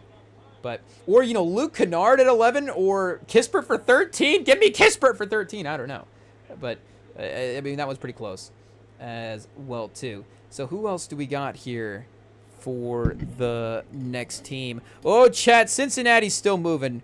1st and 10. Maybe we lock in for a play or two, even though I think they were just... Oh, Chad Chase with the bobble and the spin catch. Oh, Chad, he was bobbling the short throw. The defender was closing in on him, and he was like, well, let me wait this until the last second to haul in this catch and then spin around. It might have been all part of the plan, Chad. It's like a dribble move. Hey, yo. Bait the defender into trying to reach out for the pass and then spin around him. We'll say we'll pull the Collinsworth here. What receiver in the league does that, chat? Hey, yo. I don't know if that was intentional, but shout out. We'll give Chase the credit, because there's going to be probably a throw or two. Even though Flacco, when the placement is there, it's there. Again, when he threw it to the defender, it was accurate. It was just he just threw it off of the receiver. It was to the wrong player. So, and the defender dropped it, fortunately for him. But the placement is generally pretty good for him. So I guess he's not necessarily, when he is making attempts, having to, make crazy one-handed snacks and things like that. But, you still get a couple of bobbles if you're playing with with Joe Flacco as your quarterback. So, hey, yo, chat, Utah is the next team alphabetically. I don't know. Is the league secretly just keep the power rankings? I guess the good teams are in the middle, chat. Hey, yo, I don't know. But Utah... maybe it's just the mystery of the Wizards as well too. Like, I don't know if you would look at their team and go, okay, if the potential for some of these guys is going to outweigh the potential of some of the guys on the Jazz. And the Jazz do have in Markkanen like a legit sort of star player as well too. So I don't know if you've necessarily looked at this team and like, are they building around Markkanen to try to compete and things like that? Not necessarily. But still, you have that at least asset on your team is a better piece than, the Wizards have in terms of what you can get individually for a trade. Outside of, whatever the Wizards' #1 pick would be valued at this year. And, whoever that would end up being. But it is still, like we're saying, that potential is still there, and we do still have to give it respect. And there is a coaching bump that this team has to get as well, too, because I think we do really like Will Hardy as a coach. But Collier, Keontae George, I don't know, chat. Like, I would rather have the Wizards roster, even with Markkanen as a piece. I would just rather just see what the Wizards talent is going to be than the Jazz talent. And again, if you flip Markkanen at that point and get a bunch of picks, and now you have more picks, and then this, I guess we're forgetting about Ace Bailey though, chat. Hey, yo. So Ace Bailey as well too, probably better than anybody the Wizards got. And I think the Wizards would have been an Ace Bailey landing spot, but he went 1 pick before before Washington. So again, Trey Johnson has been, Wizards fans have seemed happy with the offseason hype that he is generating. Make no mistake. I don't know if they're looking at Ace Bailey being like, oh man, what if, in sort of a New York Knicks style way, where it's like, oh man, 1 pick away. Oh, they did pass at him. Okay. Oh, chat. Imagine Ace Bailey on Charlotte, though. I mean, that would be crazy. And again, you know, how quickly things change. Just a couple of months ago during the draft, it was like, this guy can't fall any farther. But now it's like, okay, let's go back. Would Philly rather have Ace Bailey? I mean, again, I think in the moment, the Dylan Harper, Ace Bailey. Hey, yo, chat. Hey, yo, I gotta say, Ace Bailey's looked pretty good in preseason. And it's just a sort of, you know, it would be sort of a Sam bias at that point, just an aesthetic bias toward Ace Bailey. Like, has Ace Bailey shown that he's a more talented basketball player than Dylan Harper? I don't even... It's close, chat. It's close. Oh, Flacco threading the needle. Hey, yo, the Flacco Jamar Chase connection, chat. Joe to Chase. We've heard it before. It's Flacco to Jamar this time, but hey, yo, it's still a touchdown. 6 to 10. We'll see if McPherson can get this, right? Did we just jinx him? Hey, yo. 9 plays, you know, good, almost double-digit drive. Typical Joe Flacco style. A lot of plays tonight, chat, between Rodgers and Flacco. It's going to be like every drive, 12 plays, 45 yards. Like, okay, here we go. But, you know, we're getting some offense. The defenses are, you know, at least giving us some entertaining possessions here to start the game. So I was going to talk bad. I mean, we were talking a little bit bad about it. I guess I don't know if we were talking bad about it. We were just saying that the quarterbacks were getting up there in years. That's all. But we have had drama on the Thursday night game. So maybe the Thursday night game is just and maybe we jinx it from here on out, but maybe it's just a sort of drama charm. You know, I don't know if we can say good luck charm. If drama's good luck, it's good luck for us as fans. A competitive game charm, chat. I don't know. Maybe there's just a vibe with the Thursday night football games that, you know, we're gonna be entertained at some point. I guess we go back, maybe Bills Dolphins wasn't too great, but the last couple of weeks I feel like have you know, we've been okay. So here we go. Oh, chat, they're gonna call it incomplete. Oh, he did drop it a little bit at the end, but I thought he got that pass in the end zone. Or did he get it just... I mean, if you get it just in front of the end zone and then cross the goal line, is that not possession? I guess not, chat. Hey, yo, no possession charge for Jamar Chase this time, I guess. Hey, yo, I guess I don't know. Well, he's gotten possession charges in the end zone before. Hey, yo, chat. Careful there. But this time, one-on-one, lob to the outside. Hey, yo, Chase on Ramsey. Oh, they're going to get him with the flag. Oh, chat. I mean, that could be on Ramsey, but with the way that Chase was, I guess, pushing off, it's probably going to be on Chase. Hey, yo. Oh, no, they call it on red. Chat, don't listen to the Rem and Sam pod. Tune out now. We don't know what we're talking about. Oh, it's still a touchdown. Hey, yo, I guess we just want the drama, so I guess we're happy there. Okay, they get him. He did grab, like, the shoulder pads beforehand, so I guess, you know, kind of that lock around the shoulder part of the jerseys. So I guess they're giving him that before the push off. And I guess, you know, looking at the replay as well, too, it was more hand fighting into an extension than it was push off. I don't know. Is that that sounds like a Bengals fan thing to say. But I guess regardless, good play by Chase to get the score there, keeping it competitive before the half. But, you know, Rodgers, 4.5 minutes. Is that enough time to respond, chat? I don't know. Maybe he can get him into field goal range. But yeah, Ace Bailey does make it interesting, chat. I guess maybe I just want to stand on my Wizards take and just, there's a bias towards some of the guys, just a personal, again, intrigue to be like, okay, I don't know, are we more intrigued in AJ Johnson for some reason than Ace Bailey? We're not like sitting here saying we'd rather, you know, trade for, I guess, you know, maybe what you would trade for AJ Johnson. I don't know. But, you know, we're not saying that in a redraft situation we would necessarily take AJ Johnson over Ace Bailey. But still, it's just, you know, sometimes you just are interested in certain teams. You know, I guess, I don't know. It's not even a type because I guess Johnson, Bailey is probably a little bit taller. But still, I think that'd be something that we obviously, you know, you're going to take every advantage you can get from an NBA skill standpoint. So being 6'8", 6'10", it's still, I guess he's probably more 6'10", is still an advantage, even if it's, you know, one that some guys can't necessarily change. But even, you know, I guess Fears as well, too, looks pretty fun. I guess now we're just naming fun guys. But, hey, yo, Ace Bailey, of course, not going too crazy far. Who's the guy over there? Danny Ainge. is not going to let those, highly touted prospects go too far in the draft. That's for sure. But he is looking pretty enticing at this point. So him and Markkanen, again, could be interesting. It's not a playoff team, especially with, Kevin Love, chat? Hey, yo.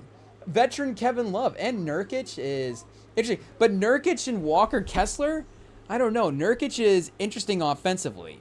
Like, I don't know if he's going to be a little too dominant. And I don't know if you can't necessarily, I guess you can do whatever you want. You can play Nurkic and Walker Kessler and Lauri Markkanen together with Ace Bailey. I mean, you might try that at some point. I don't know if that's a lineup you're going to stick with necessarily. But you got Niang for some front court versatility. They are going to be a good size lineup for sure. And I know they get a little undersized with like Keontae George, Walter Clayton in the mix. And then you do have Collier there. But, there's George and Collier, both pretty good athletes as well too, and you can probably run one of those three guys in a court at a given time. Maybe it gets a little stacked at that spot there, but I guess it has the number one projected team, like we're saying, maybe just from a vibe standpoint. But I don't know, is that just a Utah thing, or I guess Brooklyn maybe is kind of the most the most unseasoned team in the league. Who's the most bland team in the league right now? Is it Brooklyn? It might be, but Brooklyn might just be interesting just because of what is that team. Hey, who are I guess Brooklyn is probably interesting for fewer games. Like we're saying, Washington, how many games are we going to be interested? But again, what is this team going to be over the course of the year as well too? Are they going to get better? I mean, Brooklyn is definitely in the same spot, but I don't know if maybe we tune out a little bit quicker into the season. But I don't know if Utah necessarily gets the number one pick this year. I mean, I guess because of the protection, some of these teams are going to probably make sure to be up there as well too. Portland, lottery protected. You can still make the playoffs without having to, you can make the play-in and still be in the lottery if they time it perfectly. I don't know if that's something that they're going to be good enough to do. But yeah, they could be, that could be a good lineup for sure. If you have at least, Kessler, Markkanen, and Bailey, those three, that's a good front court because you have defense and playmaking and spacing with those three guys. And you need, of course, maybe some more consistent guard play to help set those guys up. But they could potentially trade for that as well, too. Because Keontae George could get a little shot heavy. But honestly, Walter Clayton could be good for this team. I don't know, you lose something defensively there. But Cody Williams is starting to show stuff at the end of last year as well, too. I don't know if we do a Cody Williams number check. Is this also 2024 class, chat? I think it is. And that's also, we're pro the brothers on this pod, chat. Obviously Seth Curry has been one of our favorite players forever. So I don't know if Cody Williams is better than Seth Curry. And the Bengals with the turnover. Hey, yo, Chad, did they just pick off Rodgers? Is that Battle with the football? It's the safety's got the football. I think Rodgers looks a little confused. He's been pretty efficient this year. So it is, a good thing in a way that, we're at week 6. And it's like, a Rodgers interception? It's not like, another one. But still, he was going down the field that time. And, chat, that was a tough pass. I'm not going to lie. That one kind of hung out toward the middle of the field there. I'll pause a little bit. Maybe more than it should have. And, you're going to want to take the shots to just, you have to at some point. You have to take shots at some point of the night, chat. Hey, yo. Is that a rule?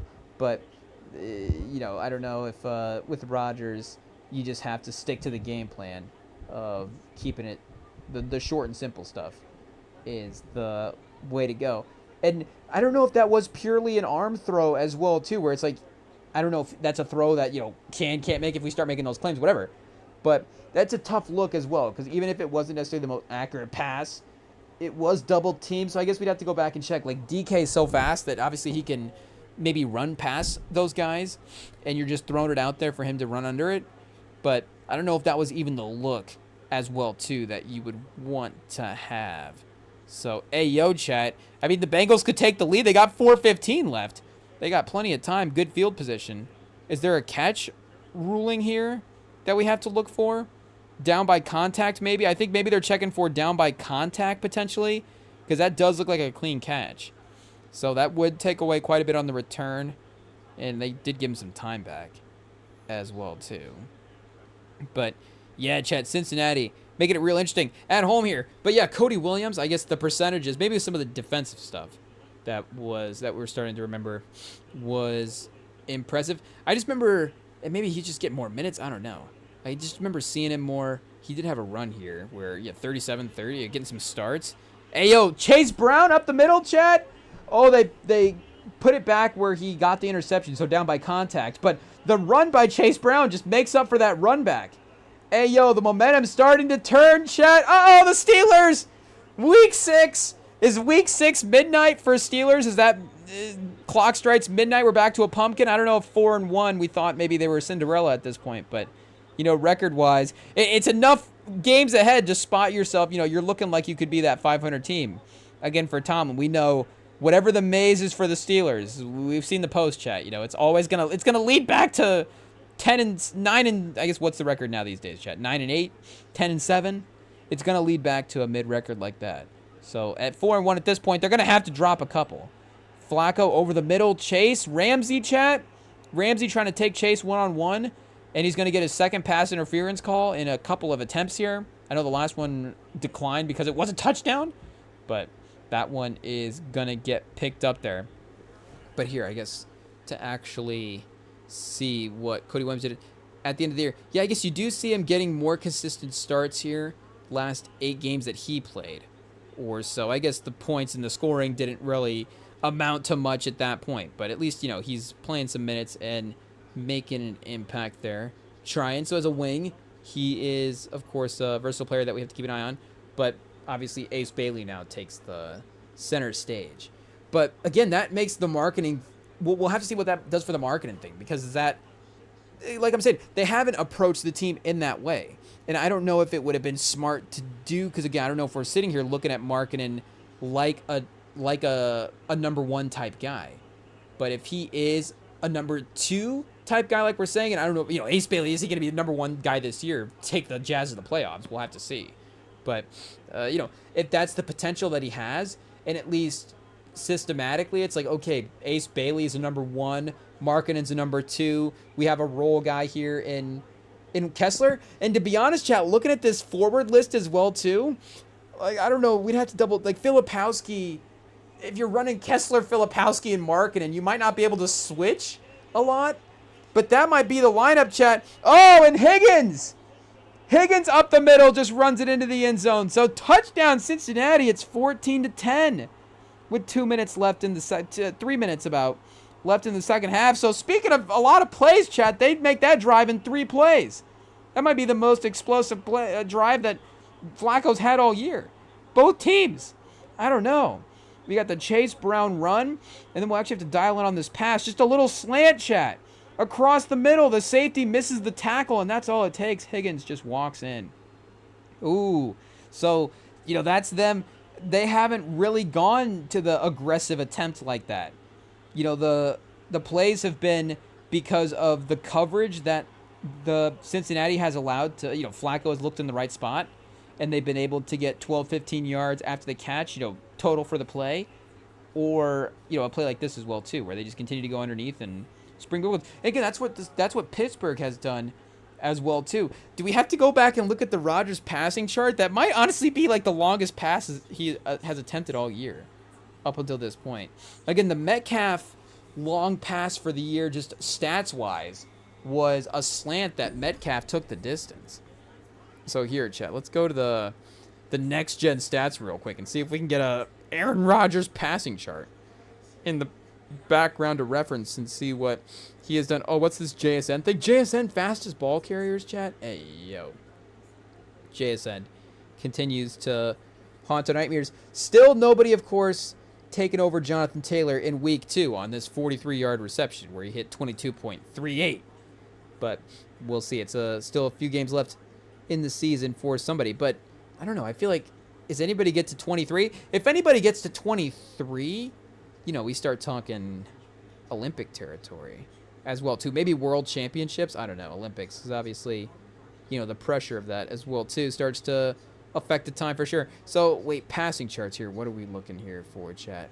Aaron Rodgers' passing charts. Okay, we got to actually see if we can get this pulled up here. And I don't know how many weeks they'll have. Okay, we got most 2, 3, 4. Okay, so we have a couple. Oh, and he's actually been pretty accurate when he has decided to at least take a strike. Oh, look at this. Week 2, he did have an interception. Wait a second. What? Oh, week 6. This is week 6. Okay, he had an incompletion of 45 yards. So that's his longest air attempt. He had a completion of 25, a touchdown of 25, and then a touchdown of 20 as well, too. So, you know, very successful there. Probably his best game of the year, maybe, so far. I guess we could double-check all of the stat lines here. Oh, wait a second. Now we're back on Jaden Daniels. Uh-oh, chat. As I say, maybe next-gen stats going to be a pain to sort, but here, we'll just zoom in real quick. So, yeah, week 4, didn't have a pass longer than 15 yards, had a touchdown of about 13. Week 3, interception less than 15 yards, had an incompletion attempt of 24, and then an incompletion attempt of 22. And then in week 2, an interception at 29 yards, an incompletion at 25 yards, an incompletion at 27 yards, and then a completion at about 20. We got an incompletion about 22 yards, and then a completion at about 24 yards there. So there's definitely a better way to look up his passing stats of 20 yards or more if it seems like that's what we're going to focus on. But hey, we just had to narrow down a way to filter it out here real quick, chat, and see. This is, I guess, how the research goes. Okay, kickoff for Pittsburgh as they take the field here. Hey, I forget, we're not just catching up on NBA, chat. Hey, yo, I know we're ready to go, but we do have this Thursday night game that we can't, well, I guess we can't get distracted from, but we don't want to get distracted from either. We want to watch, we want to be tuned in as well, too. So let's see if we can get passing stats 20 or more. Are they going to have this on here? They may. Oh, it may be in the splits. Let's see here. 2025 Aaron Rodgers splits. Pause. Hey, yo.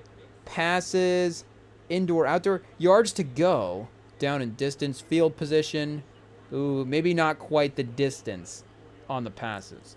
But I guess just looking at this passing chart, you know, outside of the couple of touchdowns, so that's really going to bulk up the stats for like the passer rating element of that. But it hasn't been the most efficient pass-to-pass attempts that he's had with some of the down-the-field throws. And again, you know, his time to throw has been what has been successful for this team so far. Oh, did they get a fumble there, chat? I think he was down on the ground, Warren, but the football did pop out at the end there. So shout out. I don't know, chat, if we were on the over-unders, if we were doing the over-unders for the NBA, I don't know if we're just calling over for everybody this year, if we're just optimistic about all these rosters. But there's some fun potential watching as well, too, for Utah. So again, I guess, you know, it's not like we need Utah to win these games. You know, Utah might be playing Washington one of these nights. Who knows? You know, I guess who knows who's going to win? Who cares for us, you know? We're not actually invested emotionally in each of the teams. So at the end of the day, we just want to watch good games. And, you know, Ace Bailey versus Bub Carrington, chat, that could be fun. I'm locked in. That's an undercard type fight for right now that we're really excited about. And, you know, then you're looking back being like, oh, Ace Bailey on the undercard. Remember when he was going up against Bub Carrington? Hey, yo. But the Jazz do have a lot of fun potential as well, too. So, Boston, chat.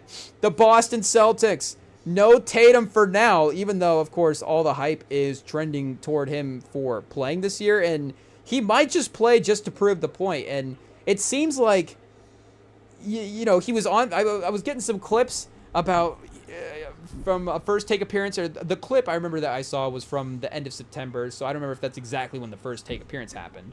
But it was just him talking to Stephen A about this Achilles tendon group chat that they have right now, where him and Dame and Tyrese Halliburton and DeJounte Murray as well, too. You forget Murray's in the Achilles tendon club. But all these guys that had the same injury last year are apparently, you know, kind of...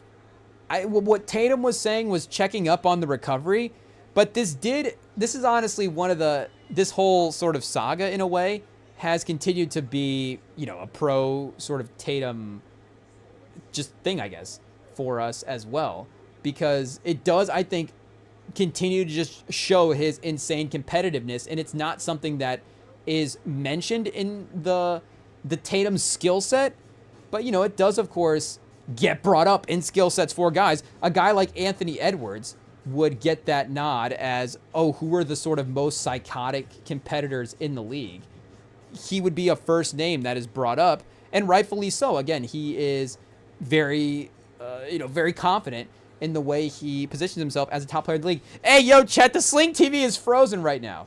Since the baseball playoffs ended, I mean, shout out to the Big Bang Theory. I'm down to watch the Big Bang Theory if that's what we got. But, hey, yo, I don't know, am I not seeing where the toggle is at? Okay, we're loaded. I guess it loaded back to the Big Bang Theory. It didn't let us switch over to college football or the NBA. So I guess, hey, yo, we might be watching Big Bang Theory. It's been a minute. But, again, because baseball plays have been on, we've had TBS on at work as well, too. And one of the managers there, they've been running Friends during the lunch hour. So I guess it's Pat McAfee and Jennifer Aniston on at the same time. Hey, yo, chat, shout out. But we got, one of the managers there is like a huge Friends fan, I guess. So he'll just randomly be walking around being like, hey, this is that episode where I guess, something happened. And I mean, obviously, we love the show as well, too. But I guess, I don't know if we're, more excited to watch it than a playoff baseball game. Hey, yo, chat, shout out to Play Baseball. That'd be crazy if it, for our own personal viewing, overtook a sitcom, or just, I guess, continue to move its way up the entertainment ladder. But hey, yo, speaking of entertainment ladder, chat, I mean, is it Tulsa, East Carolina, or is it The Terminator, which is currently playing on BBC America? Hey, yo, shout out. No, I think we got, oh wait, Rockets Hawks. What's this sneaky little preseason game doing over here on ESPN2, chat? Hey, yo, shout out. I don't know, ESPN2, obviously. I guess, Tulsa, what was that, South Carolina, East Carolina? What was the school there? I guess, a good college football game does have to be recognized in that Thursday ESPN slot for sure. But make no mistake, we'll jump over and watch the game. And Jabari Smith, I guess, he's out for that. I was going to say, they're running the Jabari Smith piece. I was like, what kind of game is he having right now? So I guess they're just he's just the focus of what's going on. Because like we were saying, I guess, we're not talking about Houston, but he is, obviously a focus for this team as much as some of these other guys. But I guess what we were saying about Tatum is, obviously, I think he wants to, like anybody, he wants to play this year just for the love of the game and just because he is a psychotic competitor. But I think he legitimately, wants to out-recovery these guys as well, too. The way he was talking about, he's sort of checking up, hey, what are you doing at this point in your recovery? How's it going for you? Make no mistake, he's definitely, again, competitive in his recovery and to make sure that he is just for himself. I think making sure that he's on that path as good as possible. But I think he's also kind of being like, hey, yo, am I ahead of you on the timeline at this point? Oh, you were doing this? Okay, I know in the back of my mind, I'm doing these extra things at this point as well, too. So maybe I am actually on pace to get back this year. And I think, they talk, Simmons has been talking about on his pod how they've been, talking about how the surgery is this historically quick surgery. So I think there is, from this team, just this aspect of, just wanting to prove that they can make this recovery in this amount of time. And who knows, maybe it's I guess I don't know if we want to compare injuries here, but that Paul George injury, obviously, that he had at Team USA is a different level of injury. And I don't think, did he return that season? See, that's the thing. It's maybe it was the crazy timeline of recovery where he was back because he got hurt in the summer. No, he would have had to have missed the full year and then been back. But if he got hurt in the summer and then was playing at the end of March, April, maybe that does make sense, honestly, because he did play 6. I guess here what are we doing, chat? We can double check the stats because he did play 6 games. So maybe the Celtics would be in a better spot to be in the playoffs, and maybe George played in the playoffs that year as well too. We'll double check. So yeah, chat. Hey, yo, he never missed a full season with injury. So to be honest, if Paul George can make a full season, because they would have it listed here as did not play injured, they wouldn't just leave it out of the box score. But just to double check, 10 to 11, 11 to 12, 12 to 13, 13, 14, 14, 15, 15, 16, 16. Yeah, so it goes in order, chat. He was able to make a recovery in less than 12 months from an injury that I would say is, and again, I'm not a doctor. Hey, hot take, Rem's not a doctor. But I don't know if the George's injury was so gruesome that it's like the surgery was easier because, we don't want to, I don't want to get into maybe what the hypothetical details could be about that. But regardless, from an injury that was aesthetic, visually way worse than, obviously with all respect to what Tatum had for his injury, I'm sure that maybe if he had to choose as well too, I'm sure again, if you're just watching the injuries, the choice is easy for sure. But again, I guess the competitiveness to just prove that he is able to be the, if he could say at this point, like, I have the fastest Achilles recovery in history, I do weirdly think that is something that he not weirdly would be proud of. But I think it is something that he is gunning for versus, again, and I don't know if the other people were approached with that opportunity early on as, hey, we can get this surgery done quickly, maybe that would be just a new timeline element introduced to their thinking in their injury. But regardless, you don't see guys sort of approaching their recovery that way. Oh, Chet! Hey, yo! We got to lock in on who this new Rockets team is. Jalen Green was number 4, right, for the Rockets last year. So we got a number 4 skying in for a dunk. It's not Jalen Green, it's J.D. Davison. Hey, yo. We've seen him in a couple plays. Not the guy that we confused for Whitmore in the last game. I think it might have been a Koji. Is it Koji on the Rockets? Hey, yo, now we're confusing somebody for a Koji? Hey, yo. Oh, is that him right there, chat? 20? That's not Holiday. Shout out. Or was it... who else do we got here, chat? Hey, yo, we'll get to the Rockets in a second, I guess. Or maybe not. Hey, yo, we are, a good 2 or 3 teams in at this point. Pause. But, chat, we got Cincinnati with another turnover. Turner! It might be our guy Turner on Metcalf. Oh, chat! Is that an interception? Whoa! The rare no-look pick. He was playing good, just normal face guard defense. And, Rodgers throwing over his shoulder, trying to take advantage of the defender not turning his head. But he fought through that and was able to rip it away from Metcalf. Hey, yo. I feel like maybe we get 1 or 2 of those a year just in general. So the first Rodgers interception was definitely a tough pass. That's an unlucky sort of one-on-one situation. But just Turner winning a one-on-one versus Metcalf as well, too. There is a definite, physical sort of just looking at it there. The advantage goes to Metcalf. Flacco over the top of the defense to Chase for a nice first down gain, chat. Oh, no. Cincinnati. On to Cincinnati, chat. Pittsburgh could be in trouble here in this one. A divisional loss, too, would be kind of tough for maybe some tie-break scenarios. I mean, I guess you do have Ravens people starting to make a return after the bye week this week. So if they, their schedule lineup, they go on a run, there could just be general tie-break stuff that they need to sort of overcome from that spot in general, even though if Cincinnati would not be a team that they would directly be competing against. But again, if just the momentum of the season as well too could potentially start to look a little bit different after this game. I don't know, is Rodgers more volatile in this situation now that they are 4-1? Because he was expressive after those last couple of plays. Like, we're not going to obviously just dock a guy for being expressive. Hey, yo, Chad, and we got to say as well, too, I mean, basketball, it's here, Chad. I don't even care. The regular season, basketball's back. I mean, we've got Atlanta versus Houston on one TV and Portland versus Utah on the other. Let's go, Chad. Let's go. Hey, yo, like we said, we want to watch all of these teams. This works out. I mean, we didn't even get to Portland yet, but Shaden Sharp, I mean, can we just tell Adam, I guess we can't tell Adam Silver anything, but if we could make a wish to Adam Silver, it's like, what's one thing you would change? You can change anything you want in the league. Any move, any rule change, put any player on any team. Let's get Shaden Sharp on the Spurs, chat. Hey, yo. I mean, if we get Giannis on the Spurs, people would just be like, oh, of course. And then, maybe it'd be like, oh, well, that would happen. There'd be half of the NBA fans that are like, oh, this would have happened anyways. And, we'd still make a trade. It's not like, I guess, would we? Would we just totally screw over the Bucks and be like, we're just taking Giannis? Adam Silver said we could have him. But, it's like, I guess maybe we'd have to make some salary stuff work as well, too. But, it'd be like, oh, that would have happened anyways.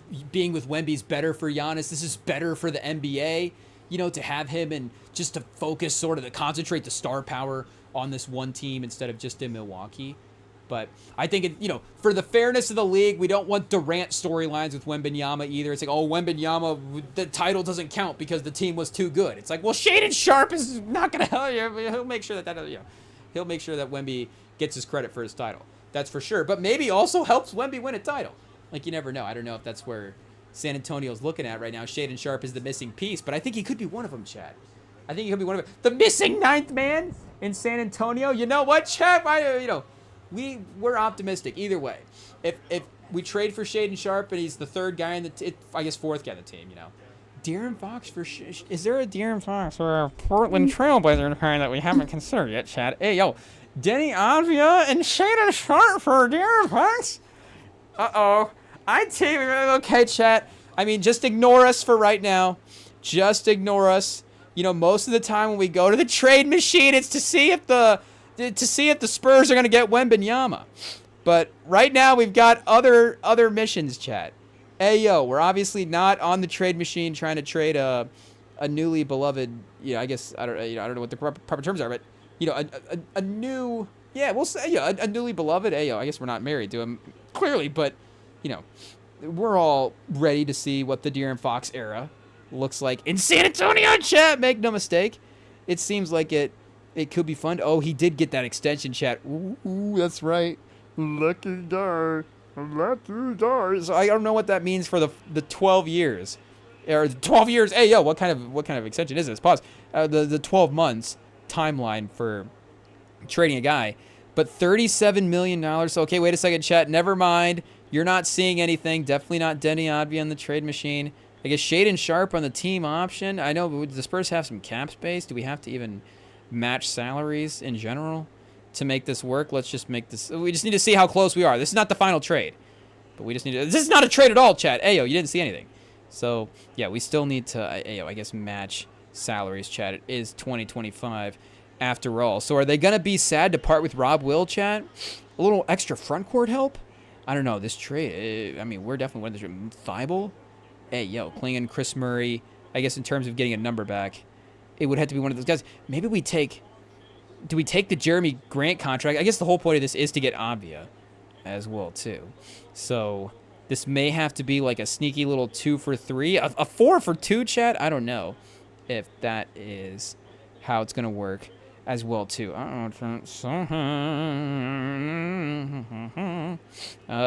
love all these guys. Oh, okay, this puts us only at $1 million off. So maybe there's a pick going elsewhere. Oh, chat. De'Aaron Fox cannot be traded 6 months. I guess, De'Aaron Fox can never be traded because we love him so much on this team. But the NBA rules would say February 4th, 2026 would be the time. So that would be right before the trade deadline, I guess, which is maybe why they did the extension when they did it. They're like, okay, if we're going to make a move on this season for some reason, then we have to start the 6-month clock at some point. So it does seem like it might fit in there. Pause. Let's see. NBA trade deadline. Chat, this is crazy. The season hasn't even started yet. And we're looking up the trade deadline for the NBA season. Oh, man. Oh, it is February 5th. So they can trade him on that. So, yeah, I guess that's probably, they literally waited till the last minute, in a way, if they were going to, figure out something for this season and then make it all work in that type of way. But, yeah, hey, yo, so, a potential Denny Avdia, Robert Williams, Shaedon Sharpe for De'Aaron Fox trade could be in the mix. I guess, Portland, but this does feel like a move that they would make as well, too, chat. They do love they love a proven guy. We'll just say that. They love knowing what the player's skill set is going to be when they trade for it. Whether, not saying it's always the highest upside. I'm just saying that they always know what they're getting from the players. So, shout out. But Holiday from 3, I mean, I don't know if it says something about these teams, but they are competing, the Blazers and the Jazz. They are closely matched. So I think that is something that we would, not necessarily not expect. Nurkic, okay, they do have Nurkic and Filipowski both out there at the same time. And Kessler, too? Hey, yo, chat, wait a second. Who's 30? Is 30 Kessler? Am I crazy? Hey, yo, we're going to have to get magnifying glasses or something for these TVs. I moved them up on the desk as close as we did a little studio cleaning today, chat. Hey, yo, we tried our best, and we moved the TVs up on the little stand that they are over there, a couple of inches, pause, as far as they could, to try to help with the view. But still, sometimes We just can't quite make out the players. It is what it is. So we'll have to see. Maybe a little projection set up. Oh, no, 24. That's right. So, wait, Nurkic is 30? Okay, wait, so who's the other white guy over here? I guess 10, is that Mikhailuk? Is Mikhailuk on this team? Oh, he is, chat. Ayo. Mikhailuk more of a forward. I guess maybe not marketing sized. Ayo, pause. Whoa. Ayo. But Clayton, okay, so Mikhailuk, you know, if Mikhailuk is playing extended minutes this year, that could be interesting. Yeah, I don't know what that says about Taylor Hendricks or some of these other guys as well, too. But, oh, chat, Aaron Holiday almost traveled. We got, Reed Shepherd with the knock-in three. I mean, if he's good, then, you know, the Van Fleet injury, what does that mean, obviously? I mean, he brings a defensive, Reed Shepherd, 29 points, 12 for 22 from the field, and 6 assists. So, preseason game, you know, you think even, you know, if we were being realistic, regular season. Oh, Ayo, chat, why does this closed captioning say Steph's turning 38? What are they talking about Steph for? Reed Shepherd and Steph Curry? What are these comparisons? Is this Trae Young and Steph? I don't even know. Is this their next game? But we've got, yeah, if, what we saying about Reed Shepherd there, chat? Ayo. Now we lost our train of thought. It is what it is. But I guess, you know, Van Fleet's defensive abilities and playmaking is different than Reed Shepherd's, you know, potential perimeter game and his three-point shooting, and maybe a different, I guess their playmaking could be kind of a similar sort of pace and style, not necessarily. But Van Fleet maybe a little bit better of a driver. Reed Shepherd hopefully a little bit better of a shooter. I don't know. But, yeah, you know, at least to have a team-first point guard, team-first ball handler in that type of way. And that's why maybe J.D. Davison getting some good looks here as well, too. You know, again, just trying to figure out what that rotation is. Aaron Holiday. So to be honest, chat, I know that that's a bummer to lose Van Fleet. And from a salary standpoint, I think maybe the thing that was tough was going to be the tradability of Van Fleet, and maybe just the trade karma of it as well now too, where it's like, okay, can we trade a guy while he's hurt for the team? You know, is that totally fair? But again, if those, you think between, if Reed Shepherd's going to play well, between Reed Shepherd, Reed Shepherd and Aaron Holiday, do those two guys make Fred Van Fleet? Like, they definitely couldn't. Again, if you just go different with some of your lineups as well too, it could be interesting. But I know we said this in the last preseason game, and it is something that I am curious to see, of course, but it will be the Jabari Smith usage on this team as well, too, if there's sort of an over-reliance on some of his corner three-point shooting and what happens there. And maybe that just becomes a spot where if you know that all of these creators are going to be looking to the corner, then they have to make a move to bulk up what that would be, or like we're saying, switch the offense to now Durant is operating in different spots, or you know, the guys are catching the ball in different spots on the court. But it was a lot of that is I mean, it's the bailout option for this team in a way as well too. But again, he's just going to get a lot of open looks. So you can't imagine that in a modern NBA Udoka who loves the advanced stats type stuff, if Jabari Smith is constantly getting open looks for three, whoever is getting open looks, he's going to want them to be taking them, even if it's, you know, if Jabari Smith's got 18 seconds left in the shot clock, or maybe it's a little, 13 seconds left in the shot clock at an open corner three, maybe the advanced stats say take it. But maybe there's times as well, too, where, you want to set up for the extra play, get the best offensive looks in the mix. So, again, they're not going to struggle with Durant getting a bucket and Sengun, and there's just going to be a lot of talent on the court to go around, for sure. But, again, definitely a variance team as well. I guess I don't know if they're a variance team, because it feels like they're still, again, do we say a lock playoff team? You don't want to lock anybody in as a playoff team. And if we lock them in as a playoff team, that means, again, does that trend more to being a top 4 seed than does a bottom end team as well too? But again, at worst, are they going to be the 10th seed in the Western Conference? Would feel a little like a bad season at this point. I guess the path for that would obviously be, the unspoken injuries. I guess that would be the same for every team. Does it become a little bit more of a factor for them because of Durant and his age? I don't necessarily, maybe a little bit. But it feels like in a sort of committed situation that his health hopefully find a second win, in Houston, if they're actually competing for legitimate playoff minutes in legitimate series as well too. But we know matchup-wise, they're going to be a pain. They're going to be fun to watch. And Amen Thompson, defensively, you know, the way he could be flying around the court with Durant. And was Durant saying quotes about, you know, he's never played with anybody as athletic as Amen Thompson? It's like, okay, you know, obviously this guy played with Russell Westbrook. But still, the high-end fly-around ability of Amen Thompson, and not say that, again, Westbrook, it's not, you know, Westbrook's not as good as Amen Thompson. But he is a little bit of a bigger athlete. I think, is he a better playmaker right now than Westbrook was back then? I mean, Westbrook has been an elite stats guy his entire career, and he's been so good at, you know, every aspect of the game. But still, I mean, defensively, he's definitely better defensively right now than Westbrook is. So I guess offensively, if he's on that level, then, you know, that's just a scarier player because of the well-rounded game there. But can we get conference odds and see, is Houston probably like second? Oh, they're behind Minnesota, behind the Lakers. Hey, yo. And then behind Denver and OKC. OKC plus 125 to win the West. They have the same odds as the Clippers. I mean, can we just count the Clippers out for this year? The aspiration stuff? I don't know, Chet. The Kawhi, maybe the nobody believes in us aspect. It's like, okay, we all count the Clippers out and they'll just secretly be a 500 team.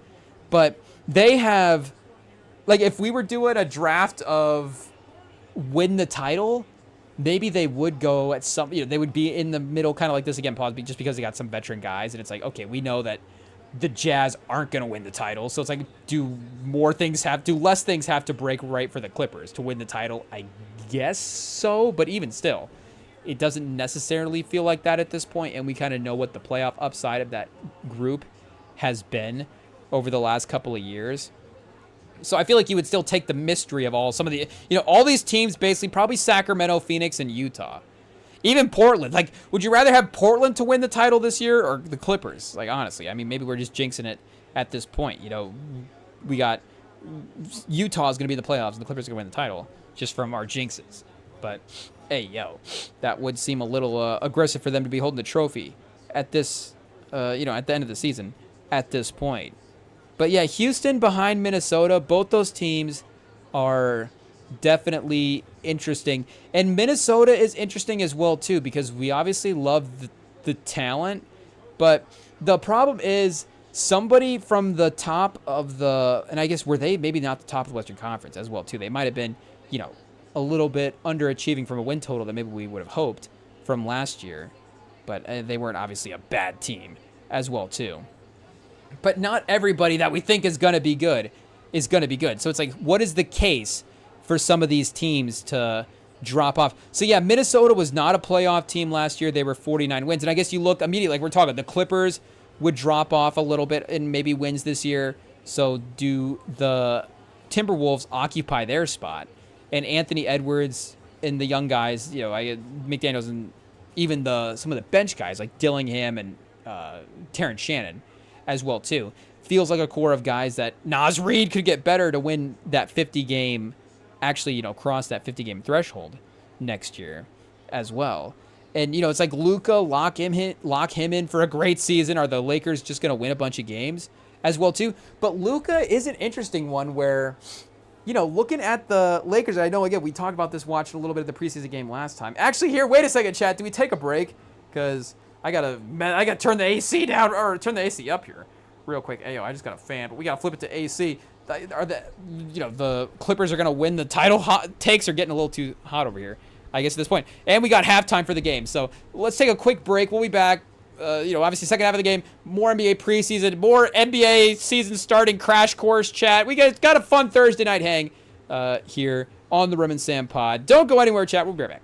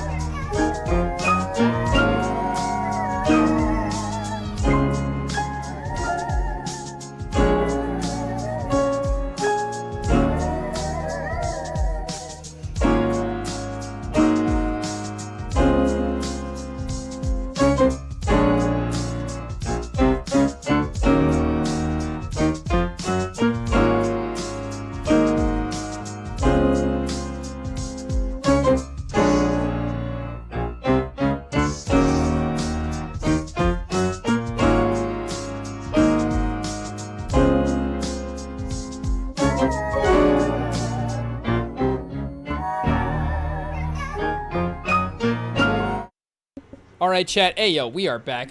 Working up a full sweat there. Hey, yo, pause. Gonna have to shower after this episode. Hey, yo. It is what it is. We have to start wearing our Apple Watch for the pods. Maybe close some rings. I don't know. But, hey, yo, speaking of I guess we did end up throwing on that East Carolina-Tulsa game. We're keeping you updated with the watches in the background. Make no mistake, chat. You know how it goes. But, I mean, East Carolina, we might actually be going to watch Terminator at this point. East Carolina might be the Terminator, 31-14 as the third quarter starts up. Hey, yo, second half. Gonna be some light entertainment here. Unless Tulsa's able to make a push. But they do have the ball to start, so I guess we don't want to discount them now. They do score. It's a 10-point game with most of the third quarter left to go. I guess blank slate from that spot, that's not the worst place. There have been worse spots, obviously. You could be down 3 scores middle of the way. They did, unfortunately, just fumble the snap, though, on 2nd and 1. So we'll be 3rd and 7, 3rd and 8. Hey, yo, not great. But in Ayo chat, they just flashed the final for that Pistons-Wizards game that we were watching, and I guess I didn't register the final score because we're just, excited to watch basketball at this point. The Wizards scored 98 points in preseason, so we could say it's the Wizards bench, but again, the Wizards is kind of a mix of starters. It's kind of all starters and bench. So, 98 points in the preseason is tough, chat. It is tough. It's going to be a lot of watching for the X's and O's this year, instead of for the actual points, that's for sure. Timberwolves down 3 to the Bulls. Hey, yo, I guess we can't take anything seriously, but can we? I don't know. I guess that's kind of what we're doing right now. But did we say the Lakers, chat? Yeah, I mean, I guess now we're kind of going out of order with some of the teams. But with the Lakers, like we're saying, I don't know. LeBron, of course, the status. We could question his health status. Ooh, Shaden Sharp for 3, chat. What we'd love to see. We could question his health status for the year. I mean, I don't think you're going to catch us doing it, but it is a thing that is definitely out there now and going to be costing him a couple games for the start of the season. So you take LeBron off the roster. I mean, and you want to debate LeBron's impact at his advanced stage. I mean, it is what it is, but still, night to night, he's a better player than a lot of guys on the team. And it does probably still, I don't know if it's a worse Mavs. It's probably not worse than the Mavs team that he was on, that he got traded from. I don't know. Here, let's go back and see the actual lineup that he was playing with when he got traded, chat. Hey, yo. Because Kyrie's been in and out with injury, so it's been difficult to remember what they were going through with injury. But he was there when they both played. They made the finals. Hey, yo. So maybe that says something about, obviously Luka as well, too. So actually, let's just go look at that. And I guess, basically they traded him after they made the finals. So it's not too different. But the lineup that they had in the finals, I guess P.J. Washington was in their chat. Hey, yo, I guess he's still on the Mavs, right? P.J. Washington, healthy, ready to go. But we got, Doncic, we had Kyrie, P.J. Washington, Gafford, Derek Jones, Derek Lively, Josh Green, Jaden Hardy, Exum, Hardaway, Maxi Kleba, getting 80 minutes in the finals. Markieff Morris. A.J. Lawson had 11 minutes in the finals, chat. Hey, yo, shout out our guy A.J. Lawson. But, yeah, Exum was, a decent guy for him over the course of the regular season. And, again, a lot of these pieces are still there for sure. So now it's like, I guess with Kyrie hurt, replace... I mean, it's not bad. Luka and Kyrie versus Cooper, Flagg, and Davis is obviously a really interesting debate and really interesting for, I don't know if the individual basketball moves were good, but the Mavs are looking like an interesting team now. That's for sure. And you do have the advantage of Gafford and Lively may just be getting better as well, too. I mean, along with P.J. Washington credit. I mean, is Jaden Hardy still there? Even Jaden Hardy as well, too. But, is this Lakers team better than this team right here without LeBron? You do have Reeves when he's, I guess Reeves to Kyrie when Kyrie's healthy. This version of him playing with this team. And this isn't even the best Kyrie, I guess, in this final series, obviously. But, we're still talking about the overall talent on the court. So you would have Doncic next to Reeves, next, Jake LaRavia instead of P.J. Washington, Gafford instead of DeAndre Ayton, Derek Jones instead of Bronny, chat. Like, I don't know, you start going through the list and, I'm not saying we want to trade him, be back in the Mavs because it is better for the, I guess, it literally has all worked out. It is one of the great NBA trade rigged moments. It might be, I guess I was going to say, did the Pau Gasol thing did kind of work out for everybody involved because you got Kobe titles out of it. So that's a great legacy thing. I mean, a Chris Paul, Kobe tandem would have been great. And, the historic stuff of watching those two guys together is, just the what if of that basketball stuff is fun. But it's not like Lob City wasn't fun. as well too. And again, literally became a thing. Like he was able to maximize the peak of Blake Griffin's powers. Like they're really in, Chris Paul is one of those guys that is just perfect to play with everybody at the peak of his powers because he's just such a great point guard in that type of way. Like, chat, where's the article? Last great point guard, Chris Paul. We need, I guess it's probably already been written, but we need another one at this point. What team is he even on, chat? Oh, he is on the Clippers again. That's right, because I saw a post that was him at media day, like jersey untucked, looking like he's just got off a fun off season of not a lot of workouts, and it was like, oh man, is Chris Paul, is this the most washed a player has ever looked? And I was like, oh no, oh chat, we got an inappropriate telestrator in the Tulsa East Carolina game. Can we screenshot and post it on the YouTube page? Hey yo. We gotta mark those, chat, when we get those because they're rare. That was pretty clean, chat. That was two tackles. That was circling both offensive linemen and then drawing the defender blitz right up the middle. I mean, you gotta see it in your mind as you're drawing it before, as you're what you're drawing so maybe it was a bit that he has with some friends. I don't know. Like I'm gonna draw one sort of. If we call it the Jonah Hill, obviously that's crazy. But I think the super bad reference, does that make sense? I think it does a little bit. But, what are we talking about here, Jet? Super bad, the Lakers? Yikes. I don't know. That is funny, though. I wasn't even thinking, like, Gafford versus Ayton. I mean, Ayton did look feisty in the minutes that we were watching. If he's moving around, obviously the talent's there. But, Chad, if you're asking me honestly, like, if I have to... make a move in real life to prove what I believe as a basketball fan. If we're drafted, make no mistake, your boy's taking Gafford over Ayton. It is what it is. He's definitely taking Lively over Ayton as well, too. Shout out. Lively's another one who, young player getting better year to year. What is his upside could be really interesting. And the way he's able to complement Davis is fun as well, too. I mean, we've already seen him in some ways, I guess, the way he complements Gafford, the way they're sort of spaced out as well too, but that could be part of it with the Davis storyline as well. So I guess point being for the Lakers specifically, since we were talking about them, if LeBron's not playing, is this a better spot for him? So I guess maybe the point that I was gonna make as well too would be, and this wouldn't obviously matter for conference odds because they did win the conference as this version of the team being, what was it, the 8th seed that year in the Western Conference, and of course a trade deadline team that was better in the second half of the year, for sure.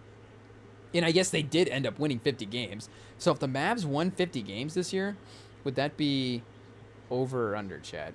Hey, yeah, was there a podcast that, we could listen to that could go through all that stuff for us? But let's see here. Do we have team wins? Regular season wins. Hey, yo. You knew it was a tab. 50 plus. Or do we have plus odds on... the hey yo, chat, wait a second, what team we're looking at here? The Mavs. Oh, the Lakers. Hey yo, we're looking at a couple teams, that's why we can't remember. The Lakers, so would be the first team we're looking for. 50 plus 174. So, and then I guess the Mavs. So we're okay. I'm trying to remember what we're doing here, chat. We're comparing that Mavs team to this Lakers team. So if this Lakers team won 50 games like that Mavs team, that would be a little bit of an over expectation. For sure, the Mavs to win 50 games this year, different situation. Plus 410. It's not a terrible bet, Chad. It's not a terrible bet. Could they be a feisty 45 wins? Let's see. Can we get plus odds on the Mavs to win 45? That wouldn't be bad, Chad. I don't know if you want us betting on the Mavs as a rival team. Plus 164. We'd have to parlay them with the Spurs just to, sleep good at night as a Spurs fan. I don't even know if we'd want the Mavs again in a bet with San Antonio. Imagine. They messed up a bet for us, but also, won over the Spurs in a game that was important as well too. But it's like they're still not going to win 45. They would find a way to mess it up doubly as well. But plus 410 is not bad for them to win 50 because I think do they have worse odds than the Sixers? The Sixers are plus 320 to win 50 games. Hey yo. Celtics at plus 430. Tatum, if he goes back, he'd have to play like 10 games and they win 10 in a row or something. they're 41 and Chad, I got to do math. They're going to finish 51 and 31. So, you're going to be 41 and 31 when Tatum gets there, and then you're going to win 10 in a row. Am I doing math right, chat? Rem can't do math. But maybe, outside of that, and I know, again, it literally would be the last one on the odds that we would like. Outside of Boston, maybe Memphis, if they were able to get back into some sort of regular season bag from the past. But to be honest, I honestly wonder if it'd be Taylor Jenkins there that would make us be a little bit more confident in that. But it's like, okay, Taylor Jenkins and Ja and Jaren, like there's a formula for them to be a regular season team that could win a lot of games like that. But at least for long shot 50-win teams, the Mavs at plus 410 or the Lakers at plus 174. Again, if the Lakers are healthy, Luka could go on with some, just the help of LeBron, of course, but, just getting that extra star power next to him. And then he is going on a tear himself. They could win, I guess, but them winning maybe 10 in a row would seem a little tough as well, too. So I guess maybe have we said what we're trying to say, chat? We've said a couple of things, but are you taking notes? Somebody just got a spreadsheet of what's this man trying to say for this take here? But I guess they could be a little bit of a worse regular season team than they could be, obviously, a playoff team if we trust Luka and LeBron as those high-level guys in those big play moments, in those sort of individual situations, obviously, that you get in the playoffs.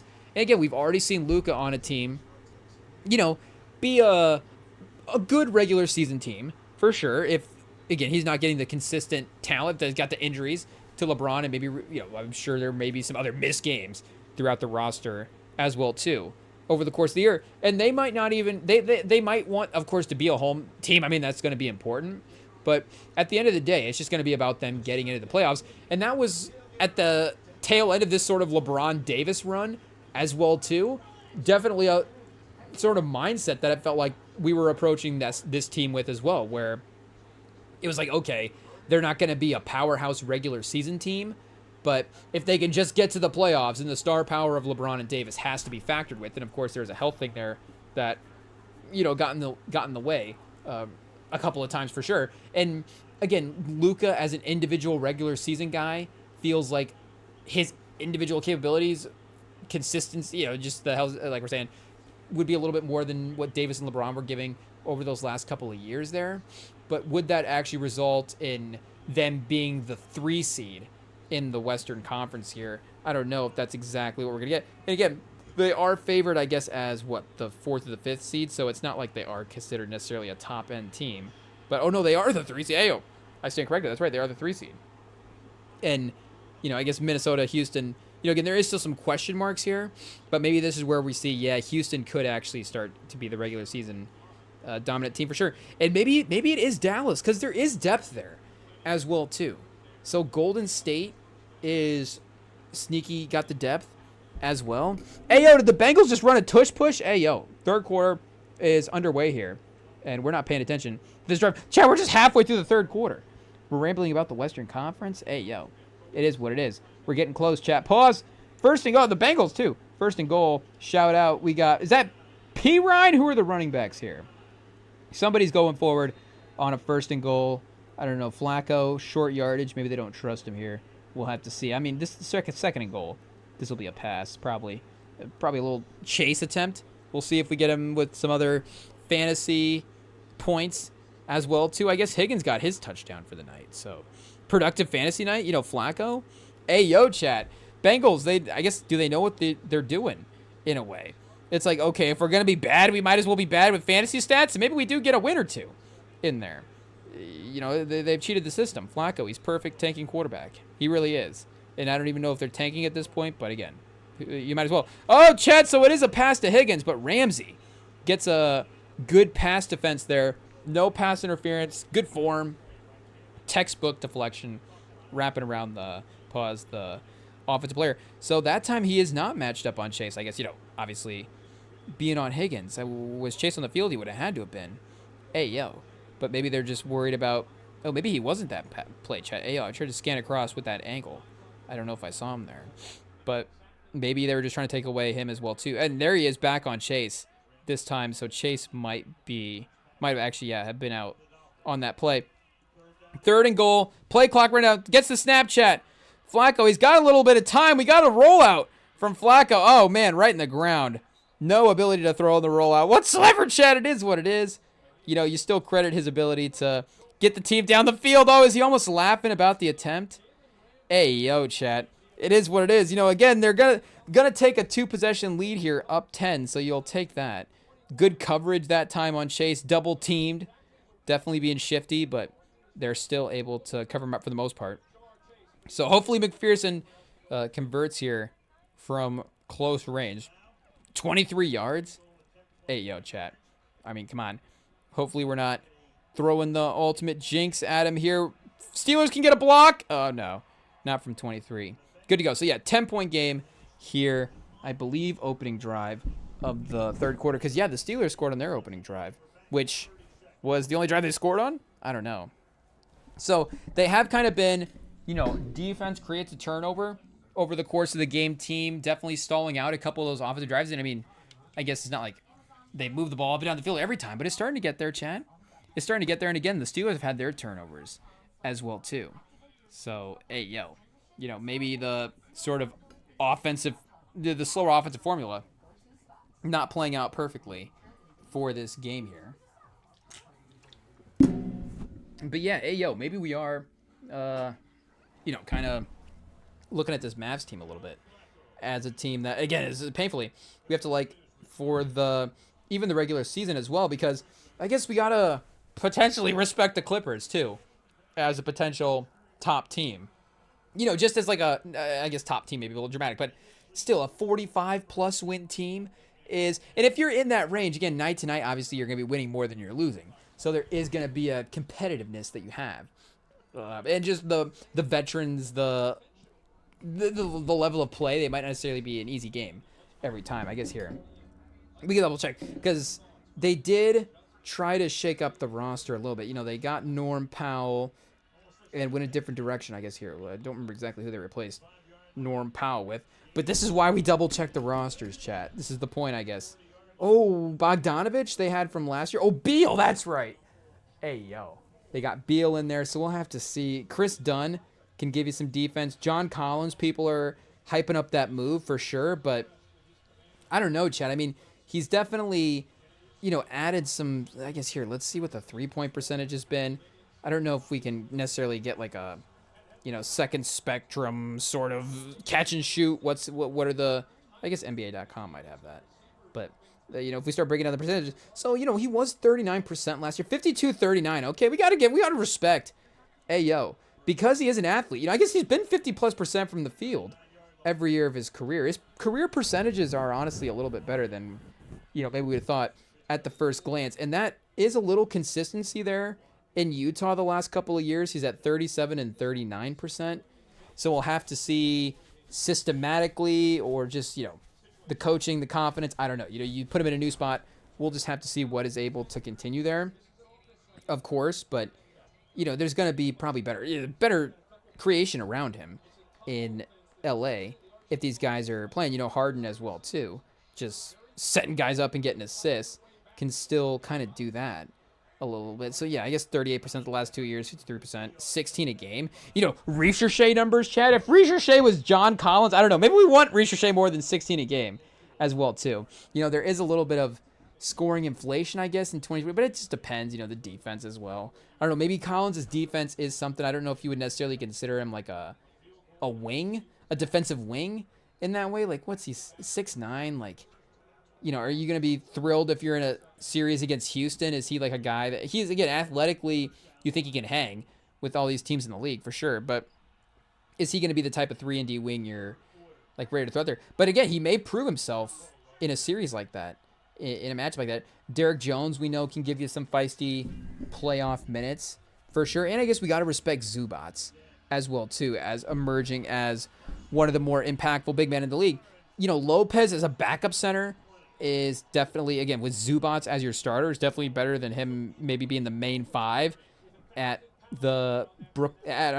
Milwaukee for the Bucks. But the Clippers are definitely a team to watch. Just, you know, again, I don't know if they're the most exciting team in the league. So if they were the 4th or the 5th seed, it would just be kind of like, okay, you know, here's this team again. But they could obviously, again, be a step back. Like, James Harden, Kawhi, Bradley Beal, Chris Paul. I don't know if all those guys are going to be playing at the same time. Batum, chat, again, there's just a real world where it's like, okay, these guys are starting to be a step behind as well, too. Like, and Zubats might already be, he's, like, legitimately probably the trade value stuff, probably the number one on the team at this point. But he could legitimately be the best player on the team next year as well. I guess, Kawhi is still in the mix, but I feel like we kind of know what his storylines are. What the flow of his season is at this point as well. So, maybe again, does Collins become like interesting trade bait? By the done, do these guys just become trade targets at some point in the season?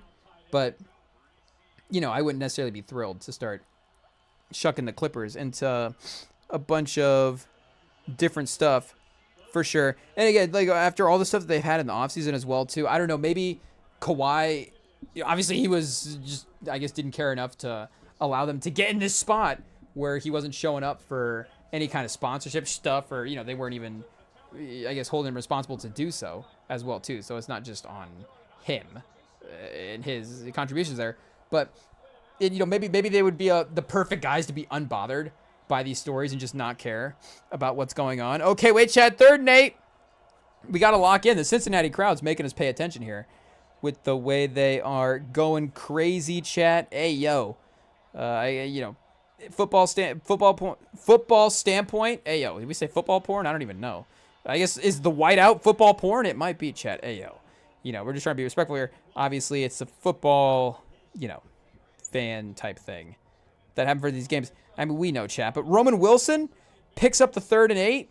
Good little route underneath there by Roman Wilson. Not too much resistance from the defense, but still. Oh, chat, is that offsides? Hey, yo, Rodgers maybe almost needed that with it getting intercepted. I don't know why the guy, he's obviously upset because that would have been cool, but I think it's going to be going back anyways, even if it had gotten picked off, maybe, which is why Rodgers fired that one into the end zone as well, too. But, yeah, the Clippers, of course, boring team, chat. Hey, yo, shout out. Can we trade Ty Lue? Honestly, Ty Lue might be the number one trade piece on this team at some point in this season. I don't know if Ballmer, there is a value. He does, of course, value the organizational stuff, which is important. And I don't know if he would be thrilled to move on from Ty Lue. I think he would understand what kind of coach he has there and building the pieces around him. But I don't know. Can you get multiple first-round picks for a coach, chat? Like, who would trade for a coach at this point? Speaking of the Mavs, chat, imagine.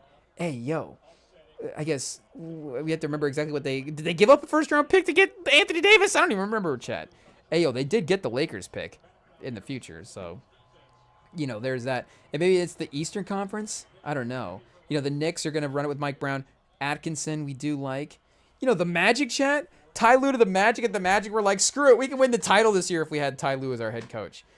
But chat, I don't know. DMS and Remington Pod, you need a season. I think Ty Lue would definitely, I think, he's one of the best coaches in the league. So to say he's not a coaching upgrade for a lot of guys, again, he's just a great talent as well, too. And respect, we love what Mosley's been able to accomplish there for the Magic for sure. Definitely a guy that, again, we're not necessarily running to replace, but the offense has not necessarily been great over the last couple of years.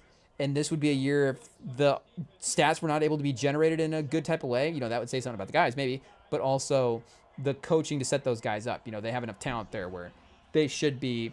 Have they not been a top 20 offense for, even before Mosley got there? But obviously, since he's gotten there as well, too, they haven't been able to crack. Top 20 is crazy. So with Paolo and Franz and Desmond Bane and the way, we can go through the list. I guess we're not necessarily doing like what is every NBA team need to accomplish this year, but I mean, come on, Orlando's got to be a top 20 offense here. Let's fact check this real quick and double check what we got going on. I guess Rodgers, chat. The Steelers are moving backwards. Hey, yo, the offsides there was able to keep them, give them another shot on that play. We didn't necessarily tune into what was going on there, but they are moving backwards now. So unfortunately, Turner now the corner down for the Bengals. Hopefully it's just like a cramp situation. It looks like it could be that. I don't know if we just Romo'd it, though. If you actually, had the speaking of all the, if he's gonna be in the Achilles group chat, hey yo, but was that even a stutter? I think that was actually we stuttered into proper grammar. Not the first time, but I think the double chat actually worked out because he was in the group chat, but then we're also talking to you guys. Hey yo, what's up, chat? But yeah, shout out. But we have got for the offense, anyways. I guess it's not gonna have league rankings here on this team page, but offensive rating has been negative every year since 2012, 2013. So you can't imagine it's been too highly ranked. Literally the best it's been in terms of offensive rating since that stretch that we just mentioned is, what do we got? 1.3, chat? Negative 1.3. And there's a negative 1.9, but every year it's been, 1.5 as well too, but every year it's been kind of substantially worse than that. So wait a second, 3rd and 18, the Steelers are still in field goal range, right? So a field goal here, touchdown game still keeps it in the striking distance that you want it to be in. And again, you still trust not only your defense to get a turnover, but Flacco, he already threw you 1 turnover ball earlier. Oh, chat! And Rodgers, that's a strike down the middle, a good, kind of distance pass. Maybe that goes in a little bit more intermediate territory, longer intermediate pause. Whoa. Hey, yo. Chat, I don't know. I don't know if we're fans of the longer intermediate over here on the REMINGTOM pod, but we got Rodgers. That's not quite 20. Maybe the distance. Oh, chat! We may have got another one on the telestrator. That's a bit spread out there. Pause for Herb Street. But circling both those safeties in that route, that's getting close there, chat. Hey, yo, if those safeties were a little bit closer together, Herb Street might have been in trouble there. A little fine for Herb Street. Do the guys get fined if the telestrator image gets crazy, chat? I don't know. But, hey, yo, shout out. We might have gotten 2 in the same night. It's crazy, chat. It's a historic night here on the REMINGTOM pod as we track inappropriate telestration for these games. I guess baseball, chat. Do they need to add telestration into baseball? That's what it's missing. There are pitch clocks and all that different stuff. We need guys drawing on the screen. That's what needs to happen, chat. That's where it really sets some of these sports apart. I guess they do have that a little bit in basketball. I feel like basketball, they maybe have more preset graphics, like kind of like maybe like a guy will draw like a legit arrow at some point, like a legit arrow sort of graphic will pop up on the screen, or maybe like a light as well too. A lot of like highlighting this guy here, but they'll use that telestrator every now and then for sure. Obviously football's the number one, but yeah, I guess anyways, the Magic need to have a positive offensive rating this year, chat, for sure. Hey, yo, this is crazy. I mean, minus 5.1 last year. Again, they had a lot of injuries, so we can't, over the course of the year, it is what it is, but still. And great defense, was able to balance it out. Almost a, neutral sort of net rating team because of that. And I mean, look at 22-23, like they're a decent net rating because they're, minus 4 in the defense, but in a good way, plus 4 in the defense, and then minus 2 on offense. So net rating, are they like a plus 2? But still, it's not, where you want to be offensively with the talent that you have. So I guess, will they trade for Ty Lue, chat, is what we're basically saying.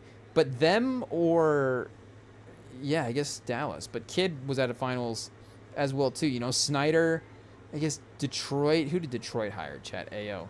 We got to go double check that. Philly, but they're rebuilding, Milwaukee, Doc Rivers. I don't know if maybe they would make that move. Maybe they would trade coaches themselves. I don't know. Doc Rivers back to the Clippers.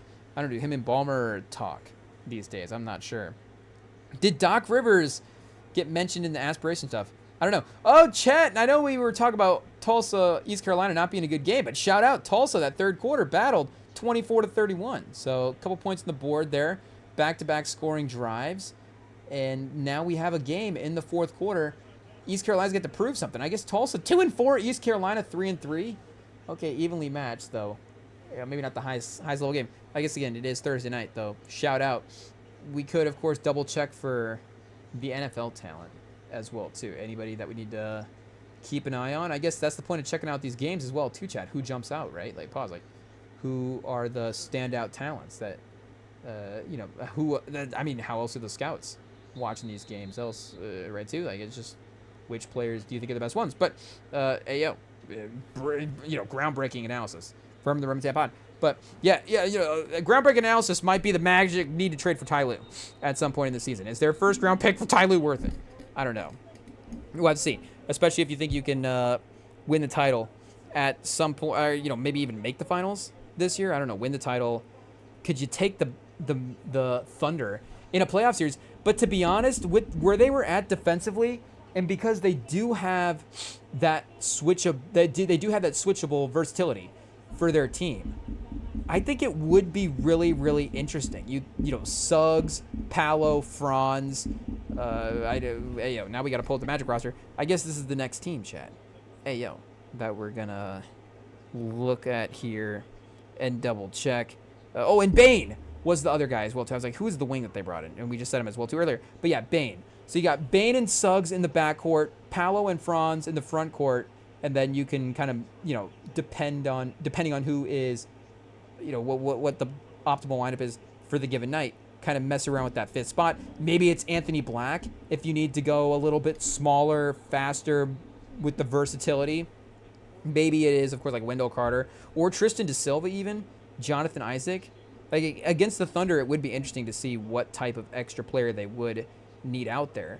But those four guys, you think, could be able to hang, especially if Paolo is special and Franz versus Jalen Williams is really fun. You've got kind of a Paolo versus Chet matchup. I mean, Suggs is at least going to make Shea work, and Bane offensively, you know, we'd really have to see him take a step up in the playoffs. They really need him to be clutch in that aspect, but obviously they needed to just get the team going as well too first this year. But then Black in that lineup I think would be really fun. So you probably would go, but they do have Hartenstein at the center. So would you go Paolo v. Hartenstein? Hey, yo, maybe like Paolo in his Magic Johnson era at the 5. But you know, maybe there's a lineup there that works. I don't know. You have to go Wendell Carter as just because. I'm not sure. I mean, that's why the Thunder is so scary as well too. But they have the skeleton of a team that can match up with them, of course. Oh, Chet! We got a deep shot. Pause. Flacco airing it out. Is that Isovas? How do you say that guy's name? Shout out. You know, talented number 3, number 4 there that they have. Yeah, I think it's Isovas, chat. Working out the slot, the safety, helping down too much. Herb Street drawing it out, chat. Yeah, whoa. And just, you know, running right past the corner as well, too. I mean, shout out for the corner hanging with, I guess, to be able to make the tackle afterwards. But Flacco's quick reads, chat. I mean, does Flacco make quicker reads than Burrow? I don't know. And we might have to go back and watch a prime Flacco game at some point as well, too. I know Flacco hasn't had the, you know, sort of Matt Stafford second half of his career where it's like, oh, look at this guy continuing to lead teams to playoff success and, like, you know, the MVP level stuff, you know, even winning a Super Bowl. I know he got one a little bit earlier in his career than Stafford did. But he has kind of, again, had a couple seasons where just continuing to put up stats, continuing to outproduce some of these younger quarterbacks and just be a consistent, you know, even if it is a different tier level of starter. Like, again, we still need Flacco as a 32nd, you know, top 32 starter week to week, depending on, you know, the availability for some of the quarterbacks in the league. You know, especially as like Lamar and some of these guys are out, you know, the list is going to look a little bit different. So, you know, again, I don't know if Flacco is locking in his Hall of Fame case with these last couple of seasons, with the way, you know, just being like a fun bridge quarterback in a way. But there is a legitimization to him being good, I guess. I don't even know if that's, you know, again, if that's from these last couple of years. But, you know, again, it's like, okay, there is a, you know, just you prove that he is a veteran quarterback, the IQ you see. And I guess, again, going back to seeing what he would be earlier as well, too, they were such a, you know, it was the other way with Flacco, where I don't know necessarily if he was not making good, you know, quick reads back then, but he had, of course, a powerful arm, and he could really air it out, and that was the strength of their offense, was these fast receivers. You know, rest in peace, Jacoby Jones. You had, of course, his ability to stretch the field on the outside, and guys like Bolden and stuff could operate underneath and be those possession receivers that you needed. But when they were winning that Super Bowl and when they were at the best, you know, they had the run game, the play action, and the deep pass element. So I guess, and the overall QB record, he has a winning record as well, too. You know, some of the advanced stats, I guess, not super great. Touchdown to interception, you know, it could be worse. It could be worse. If he did get to 50,000 yards in a Super Bowl, like, I don't know. He'd really have to pile up some stats here at the end of a career. And again, he is already 40. But he got the Super Bowl MVP as well, too. So he's not going to probably be in the Hall of Fame. Hey, yo, yeah, I guess he didn't even make a Pro Bowl as well, too. Shout out. Not trying to disrespect the career there. But, again, I guess it's been fun for him to hang around as a veteran guy in the league, of course, as we all know. So, we'll see what this Bengals season continues to form out to be. But, again, just in terms of stylistically, at this point in his career, I do wonder if there is a pace to the offense that he provides that not saying that Burrow couldn't provide, but that Burrow just doesn't quite lead into fully yet being the great playmaker that he is. Maybe he just tries to make plays all the time, and that can be, both beneficial. And, the offensive line as well, too, has had his moments of really not holding up. But again, Flacco, it seems like the quickness to which he's able to get these passes out is able to speed that up a little bit. So I don't know if Burrow is going to be behind him too far in some of these stats. Here, we'll see. Do we have like a time to throw for the year? And is Burrow still eligible for it as well? Oh, here, wait. I feel like this is the way I have to view it with the faster guys at the bottom. Pause. But we do have... Whoa. Hey, yo. That's crazy, chat. But we got Flacco. Okay, Flacco is kind of in the middle at 2.8. And where is Burrow at, chat? He might not make the list at this point. I guess Browning at 2.7. So both those guys in the mix. And honestly, again, it's not like the most time. You got Herbert at 2.8. And then is that them just making a pass? Or sometimes, maybe it's resulting in a sack more often than not, too. But it's still some time. It's not the fastest in the league. Pause.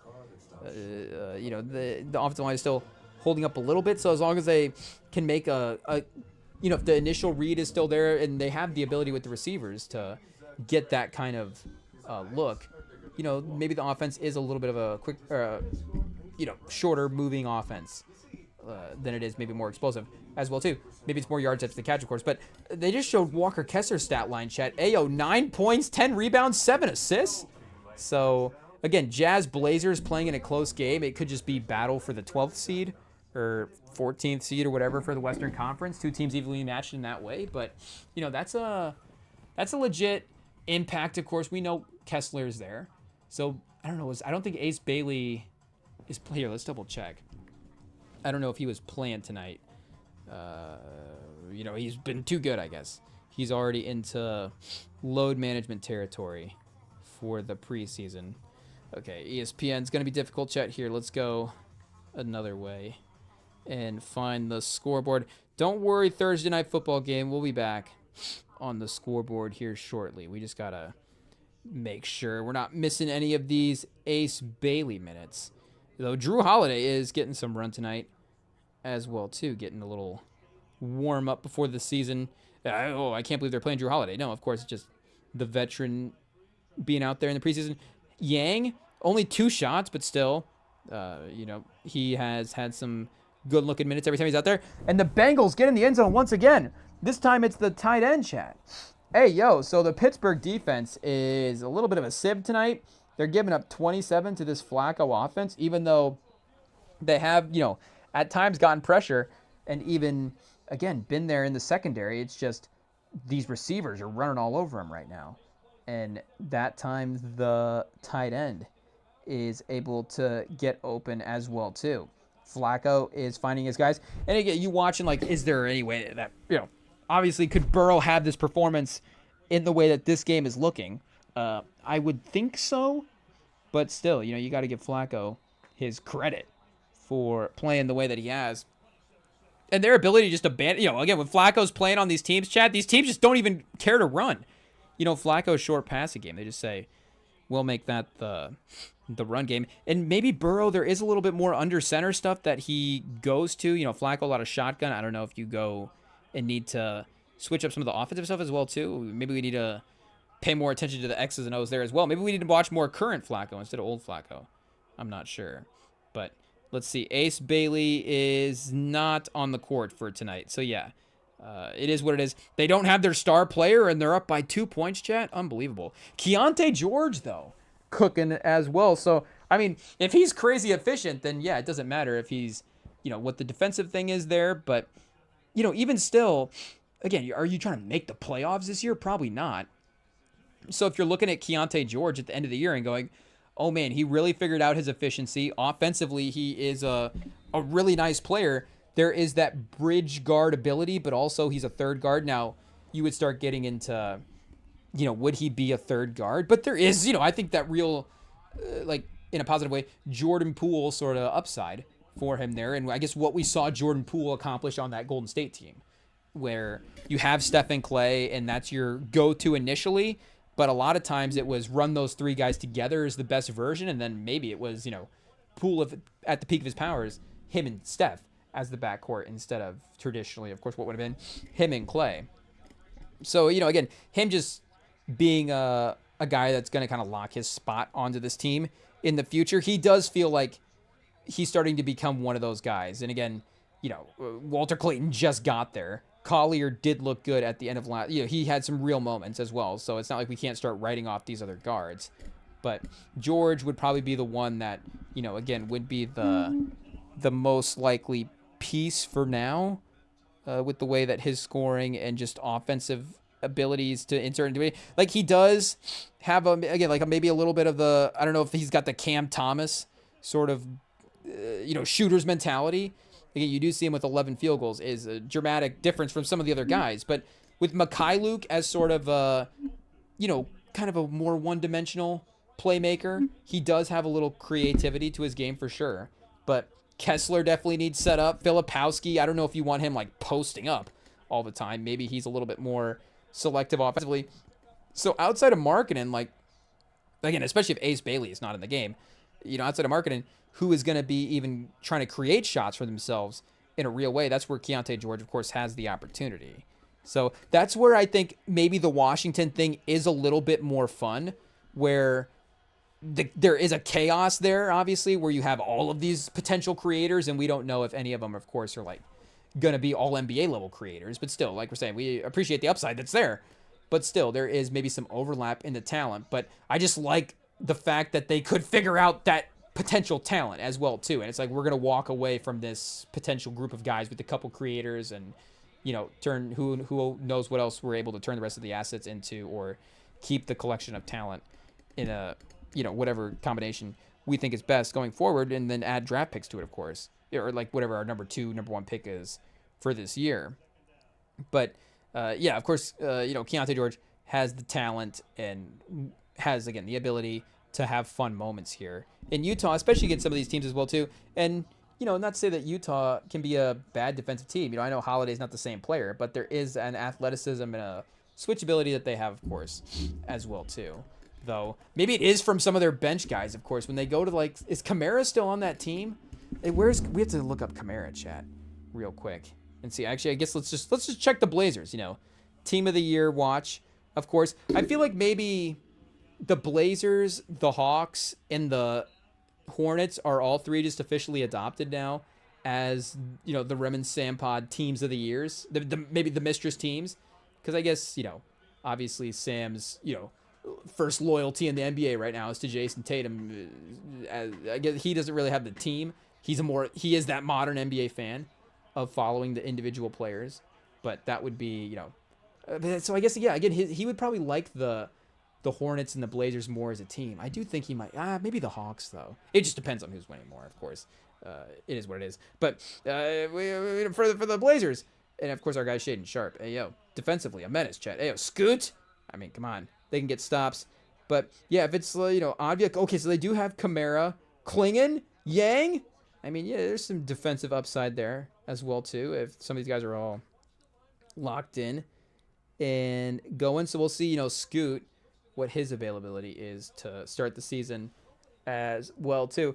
And maybe, I don't know, I guess they are losing to the Jazz right now, so maybe this is a thing that we do have to look, because I think we would probably, if it was like an either or, if you asked us a week ago, either or, would the Blazers make the playoffs or be the number 1 overall pick, I think I might have tried to have been fun and been like, oh, I think they could be a, I guess play in, maybe more appropriate. But yeah, I think they could be a 7, 8, 9 seed in the West if they had a really good year and all the guys kind of hit the upside checkpoints that we think that they could hit. This is a talented group of guys, but maybe this is a sneaky, could they be a number 1 overall pick? Again, we like the individual talent on this team, but this would be a team that if you were looking around the league, who has, again, sort of a face, a lead personality. Again, to directly compare them again to Utah, is marketing a long-term 10-year franchise option. I don't know if he's quite that for Utah, but is he a lead type of piece that you have, a definite piece? For sure. And, we'll get Washington doesn't quite have that. But, Charlotte, like LaMelo, Brandon Miller, they have maybe even a couple options with their lineups. And then I guess you would start getting into the Blazers projection-wise. At that point, yeah, they got Portland at 5th right now, 4 picks. So it would not be that difficult. And I guess, Brooklyn, so we literally just keep forgetting about Brooklyn. Maybe we don't even look up the roster tonight, Chad. Have we looked up the roster already? Is that the punishment? The problem is for us, and this is, maybe just the basketball gods looking at us and be like, okay, we're going to make sure that you enjoy watching every game this year, fortunately. But we're going to be locked in to see what Danny Wolf is up to because, of course, he's the Michigan ties, chat. We're biased. We got to support. Shout out. We love Danny Wolf. He was so much fun to watch this past, year or two at Michigan. So to see what his NBA career is going to be like with the opportunity that he might get if he's playing in this Brooklyn team, it could be actually like could he be one of the, do we have to go usage percentage, for Michigan guys over the last couple of years? It might be like one of the most focal point Michigan players we've had in a while. Danny Wolf on the Brooklyn Nets, like legitimately, again, we've had some good role plays. I mean, go back. I mean, we can go back for forever, but I mean, recently, like Jamal Crawford's run, of course, for Michigan. I mean, the run that we had there with all those guys in that team with Hardaway and Burke and Stauskas, and of course Hardaway having a legitimate NBA career and being around and being on a finals team as well. And, Mo Wagner, Franz Wagner, for sure, in terms of the upside and what we think they're going to achieve is right up there on the list as well. But, I mean, even Franz still has Paolo, and Suggs has been a little bit more consistent offensively. Like, if Anthony Black continues to develop, is Franz going to be in a good way, like the 4th option on the team? So, Danny Wolf has the potential to be the number 1. I guess Franz also, there's a world night tonight that, like, offensively, Franz is the best player on the court, and that's what makes him, again, it's such a scary potential team, for sure, developing young team. But, yeah, shout out Danny Wolf, Brooklyn. Michigan ties. He is in for, potentially, I don't know if we can go rookie of the year, but, he could be a 15, 5-5 guy. I don't know if we would look at the percentages and throw those into the stats, but he'd be like, he's still producing something, and the opportunity's there. There's a balance to his game. So, he could be interesting. I don't know, trade bait or whatever, but we're pro Danny Wolf, chat. I know that maybe you don't want to surround him with 4 other Danny Wolfs. He's not one of those guys. It's not like 5 Danny Wolfs versus 5 Henson Yangs. Maybe, I don't know if that's a good matchup or not, but 5 Danny Wolfs versus 5 Ace Baileys. Like, Danny Wolf might get cooked in that game. I'm not sure. But, yeah, for 1 Danny Wolf and 1 Ace Bailey, and, then you've got, I don't know, who did we say last time? Filipowski? Oh, Henson Yang? Yeah, Henson Yang, Ace Bailey, and we can't even remember all these guys. Danny Wolf? That's a decent team, chat. 2025 draft class, first team all, second team, that might be second team all rookie. Danny Wolf. Could Danny Wolf be second team all rookie this year, chat? Lock it in. Rem and Sam prediction season locks right now. Danny Wolf will be second team all rookie. You heard it here first. I don't even know. We haven't even been following the Nets preseason. So I guess we said we're not going to look up their roster, but let's look up Danny Wolf real quick and see. We might have to go to the Chrome chat. Do we might have to pull a B. Lou and Google right now? I think so. We've got to get the top search engines on this. It is the top search engines. What did we just say, Chad? Don't cancel us. We're just stumbling over words. We got to get the top search things. Pause on this here. Danny Trejo or Danny Wolf. I don't know. Danny Trejo might be on the Brooklyn Nets by the end of this year with the way that they are, scouting these guys right now. I said Danny Wolf. Danny Wolf honored before Michigan in-state football matchup versus Central Michigan. Danny Wolf announces for NBA draft 6 days ago. Chat, what's this MSN article? Okay. You got drafted a couple months ago. I don't know what else is happening with his minutes and stuff like that. Doesn't seem like there's an article like Danny Wolf tearing up Nets practice chat. I don't know if we would, maybe it's just the lack of reporting on the Nets. But there is some some interviews there. Hey, yo. It is what it is. Shout out. We'll just have to put him on the watch list and make sure we're actually keeping an eye on Brooklyn. But again, for us, at least personally, it is a reason to tune into the team, even if it's not necessarily going to be the most, who knows if it's the most aesthetically pleasing or, most successful experiment as well, too.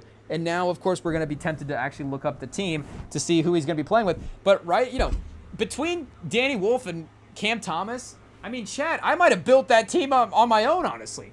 We can't even criticize the Nets. Like, I would have taken all these guys myself. We've talked hey, I got to scoot this cushion back, Chad. Hey, talk about, we love Cam Thomas on this pod. We love guys that are irrationally confident and can get 30 points a game, just even if it's, not the most efficient way to do it. Pause. So at least there's going to be some stats. Danny Wolf can get some, I don't know if he'll get the opportunity to get an assist because, make no mistake, Cam Thomas just takes the ball up the court and just scores. It is what it is. But if he ever runs like a dribble handoff with Danny Wolf at some point, that could be fun. Ooh, chat, the quarterback for East Carolina, I guess, again, they are 3-3, but tonight, Caton Hauser, 21 for 38. I thought it said 21 for 31. I guess 21 for 38 is still pretty good. But 300 yards, 2 touchdowns? Yeah, I guess, kind of cooking. Tulsa 2-4. Maybe you want to cook him a little bit more, but still. Doing his thing. If they score here, they did score, East Carolina scored again, so it's 10 points. So if they score here, 17, they're dominating pretty well. Even if Tulsa was fighting a little bit in that third quarter, I guess you expect some fight from Tulsa, chat. You can't just rule them out quickly like that. It is what it is. Joe Flacco, 13 completions to Jamar Chase, tied to the most wide receiver of any wide receiver in his game. So the most heavily, targeted / reception wide receiver that he's ever had in his career. Hey, yo, keep adding to it, chat. They said it was Steve Smith in 2015, so that wouldn't even have been good Steve Smith. Hey, yo, was that even the Steve Smith that I'm thinking of? The main Steve Smith, shout out. I mean, not to be disrespectful to all the other Steve Smiths out there, but, there was one, of course, that had an extra stellar NBA career. So, hey, I mean, that just shows you, again, the sort of usage that Flacco is getting in these games. But also, again, they're a top-heavy team. The main 2 receivers are getting a lot of the receptions, but he is doing a good job of, at least they'll target Higgins around the red zone. It is true. He's not targeting Higgins in the middle of just on these drives. It's just, okay, let me just throw to Chase, and then if Higgins is open, once we get inside the 10, maybe I'll throw him there. But again, speaking of Chase Brown, of course, has had an effective game on some of these first and second downs as well, too. Here, let's get the stats for the football game pulled up in a different tab. We might have to go 2 tabs for the ESPN here, chat. Hey, yo, I don't know. We start botting the traffic numbers here. It's not bots. It's just the Rim and Sam pod locked in. But, whoa, chat! Spoiler alert. Are we getting more? Oh, wait a second. Okay, we're behind on the time. Pause. Actually, good. So we don't want the spoiler alert there. But we got, let's see here. For the box score for Chase Brown, if the full game stats are adding up some of these runs. Yes, they are. Whoa, chat. Hey, yo. He is cooking right now. And I want to say, only a long of 37. Pause. Hey, yo. But I guess so does. And Warren's cooking as well, too. Both the running backs tonight are having a game. But both of them are having good runs all the way around. Again, they got consistently breaking off 10-plus yards for Chase Brown here. Rodgers, unfortunately, the incompletions have been interceptions for him. But Flacco, 28 for 40, 28 for 41 as a team. Hey, yo. But 28 for 40 and no picks. So once again, I guess, the lack of defense tonight is making for an entertaining Thursday night game. Chase, 14 for 128, but Higgins, 5 for 68. He's getting his production. You can't walk away from this game and say T. Higgins is not a great receiver and hasn't had good moments. And Chase! He had a little bit behind him running across the middle of the field. Maybe that's the quick decisions. And not to say that Burrow hasn't necessarily just force-fed Chase, as a receiver as well, too. Chase has always been a lead targets receiving guy. But, I mean, Flacco is not thinking about it an extra level at this point. And that's actually the second time as well, too, that Chase has had the bobble. Again, earlier, he had the bobble and then had that incredible spin and catch and got the yards after the catch. But this time, unfortunately not able to get to go. So 3rd and 13, they can still pick up a couple of yards and be in better field goal range. The jump ball to Higgins. That time it's a little bit of an overthrow for Flacco. Good defense by Porter as well, making it physical and, not necessarily providing much of a window.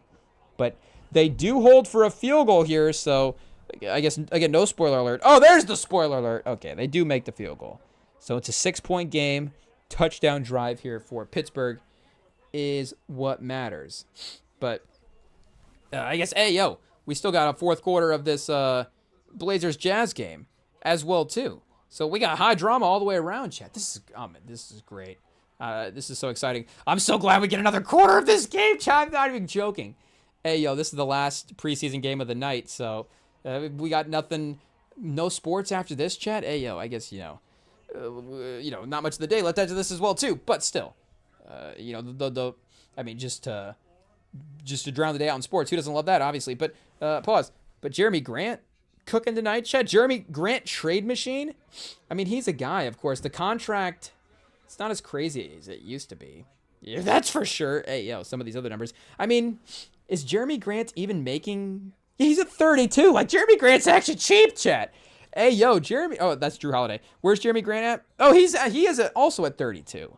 But there was a time where it felt like he was making $50 million a year. It's like, how much did Jeremy Grant sign for? But now it's like, 32 is. And, as the max guys continue to add up, it's not like, obviously everybody's making $70 million at this point. But, it's been a couple of super max, and we know that there's obviously more lined up and more in the future for sure. But if we go average annual value here on some of these contracts. So what do we got now? 4 guys, I guess, on the average annual. So not on the highest pages. Like Shea, I think, has got a $70 million. And doesn't Jaylen Brown have a $70 million in there as well, too? Or I guess maybe Tatum does. And probably so does Booker. But we had 4 guys, and Embiid being one of them, averaging over $60 million a year. And then we have tied for 15th. So another 9 guys at 55 plus million a year. So I guess there is a gradual decline in the contracts in a good way. So if you go down the list, I mean, Jeremy Grant, and is he still the 54th best player in the league? I guess his total contract value, they've got him ranked at 47th. So is he the 47th best player in the league? I don't know, but he's making as much as Emmanuel Quickly right now. Or it just depends on, obviously, who you compare him to. Bam Adebayo. I guess, does Bam have an extension in this mix as well, too? That might be the one that we're thinking of. But you've got, Sabonis, Siakam's at 46. Of course, Trae Young's at 46. Anunoby's at 42. Harden is at 40.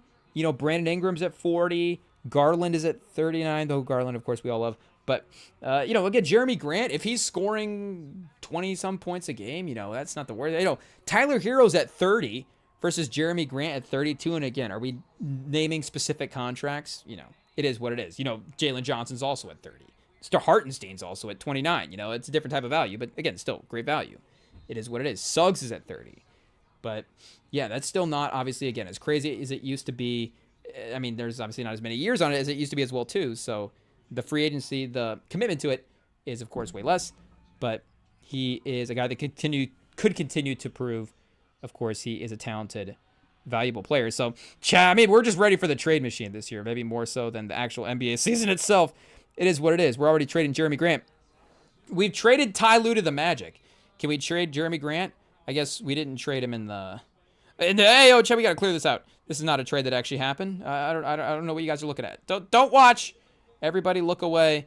We would never put another Spur. I guess, Chad, we also want the team to get better if that's a possibility, if there's a lane there. But, we love everybody on the Spurs. They shout out to the Spurs family, chat. Once a Spur, always a Spur. Just sometimes not a Spur right now. It is what it is.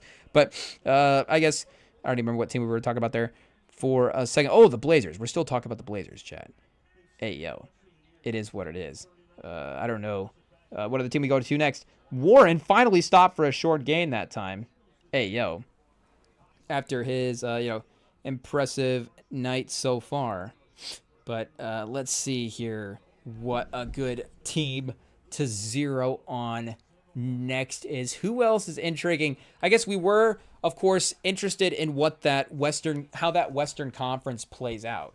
Does the expectations continue, or are there surprises? Because you expect, of course, like we're saying, Edwards and McDaniels and these guys to turn in the right direction. And I do think that their bench is potentially better as well, too. Again, we're just kind of saying it is going to be better, but I do believe, you go back to the draft, Shannon is a guy that we really, really liked as an impact player.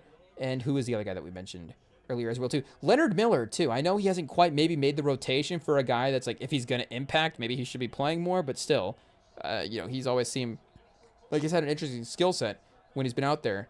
And Dillingham is the other guy.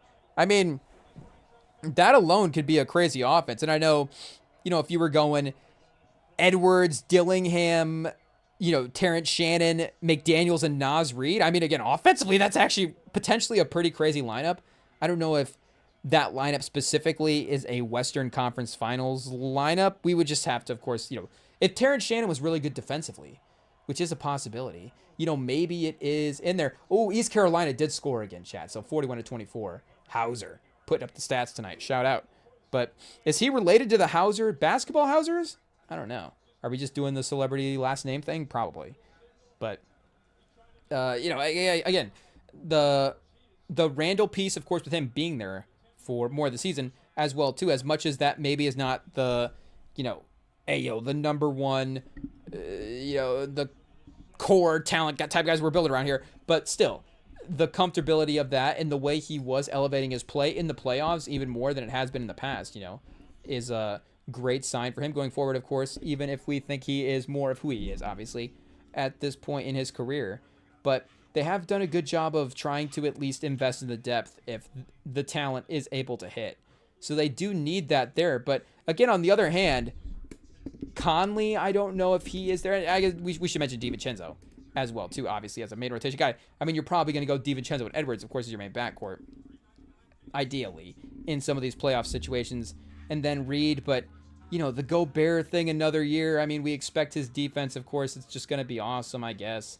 And then, the Randall Naz Reid thing, like we're saying, maybe figure that out. But still, it is what it is. So you've got Edwards, DiVincenzo, McDaniels, Naz Reid, and Randall is probably honestly your lineup that they were going for at the end without Gobert.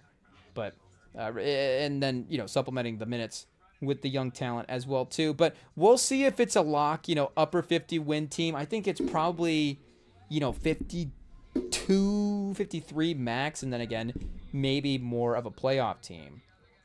But sometimes these regular season teams can be sort of the new energy, maybe even the younger teams as well, too. Or just, teams with sort of a different type of motivation. Like Minnesota, as young as they are, and as much as they probably are still trying to prove themselves, they have been in the conference championship game the last 2 years. So we trust them in the playoffs. I think that's, of course, underrated in terms of their just overall hierarchy. Are they on the doorstep of winning the title? That could be a real possibility. Again, we trust Anthony Edwards to be there. Hey, yo, chat, should we be watching Starting Five on Netflix? Maybe we throw that on next. I don't know. Is Anthony Edwards even on that this year? I mean, he was last year, which is what maybe think of season 2, of course, bringing up his name. But, he is the guy that we think is right on that level, of course. But, are they going to be locked in the regular season in that type of way? Again, Luka, some of these guys that are more proven in that way, I don't know. Versus the Rockets, you got like Amen Thompson has still, not quite had the regular season success in the top-notch type of way, individually and as a team. Durant could be looking for new life. And just that Rockets core in general is kind of looking for its first taste of dominant success, pause. But, maybe they're motivated a little bit differently as well, too. Denver and OKC are probably just going to be pretty good if they're healthy as well. Just Jokic is going to probably get you a top 4 seed at this point. So maybe we need to look at Golden State next. And, of course, we could just continue to say health for every team. But this is, of course, Steph is been in the All-NBA conversation over the last couple of years, and we haven't counted him out as a lead guy in carrying his team.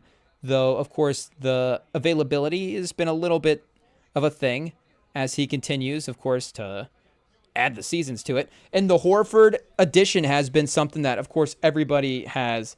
Oh, chat, and there's... Oh, I thought Chase was going to make the crazy one-handed catch. We said he hasn't had to do that a lot with Flacco because Flacco's kind of accurate. But, that time, holding off the defender with one and trying to make the catch with the other, not quite able to bring it in. So, again, Chase, I don't know, the bobbles, chat, a little bit. I don't know.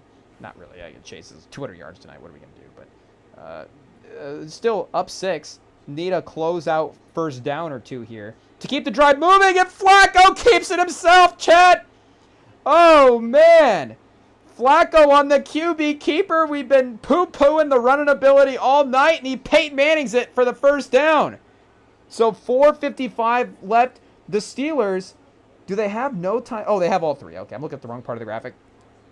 All 3 timeouts still, and they do have the 2-minute warning to operate with, so there is a first down or 2 they can still give up.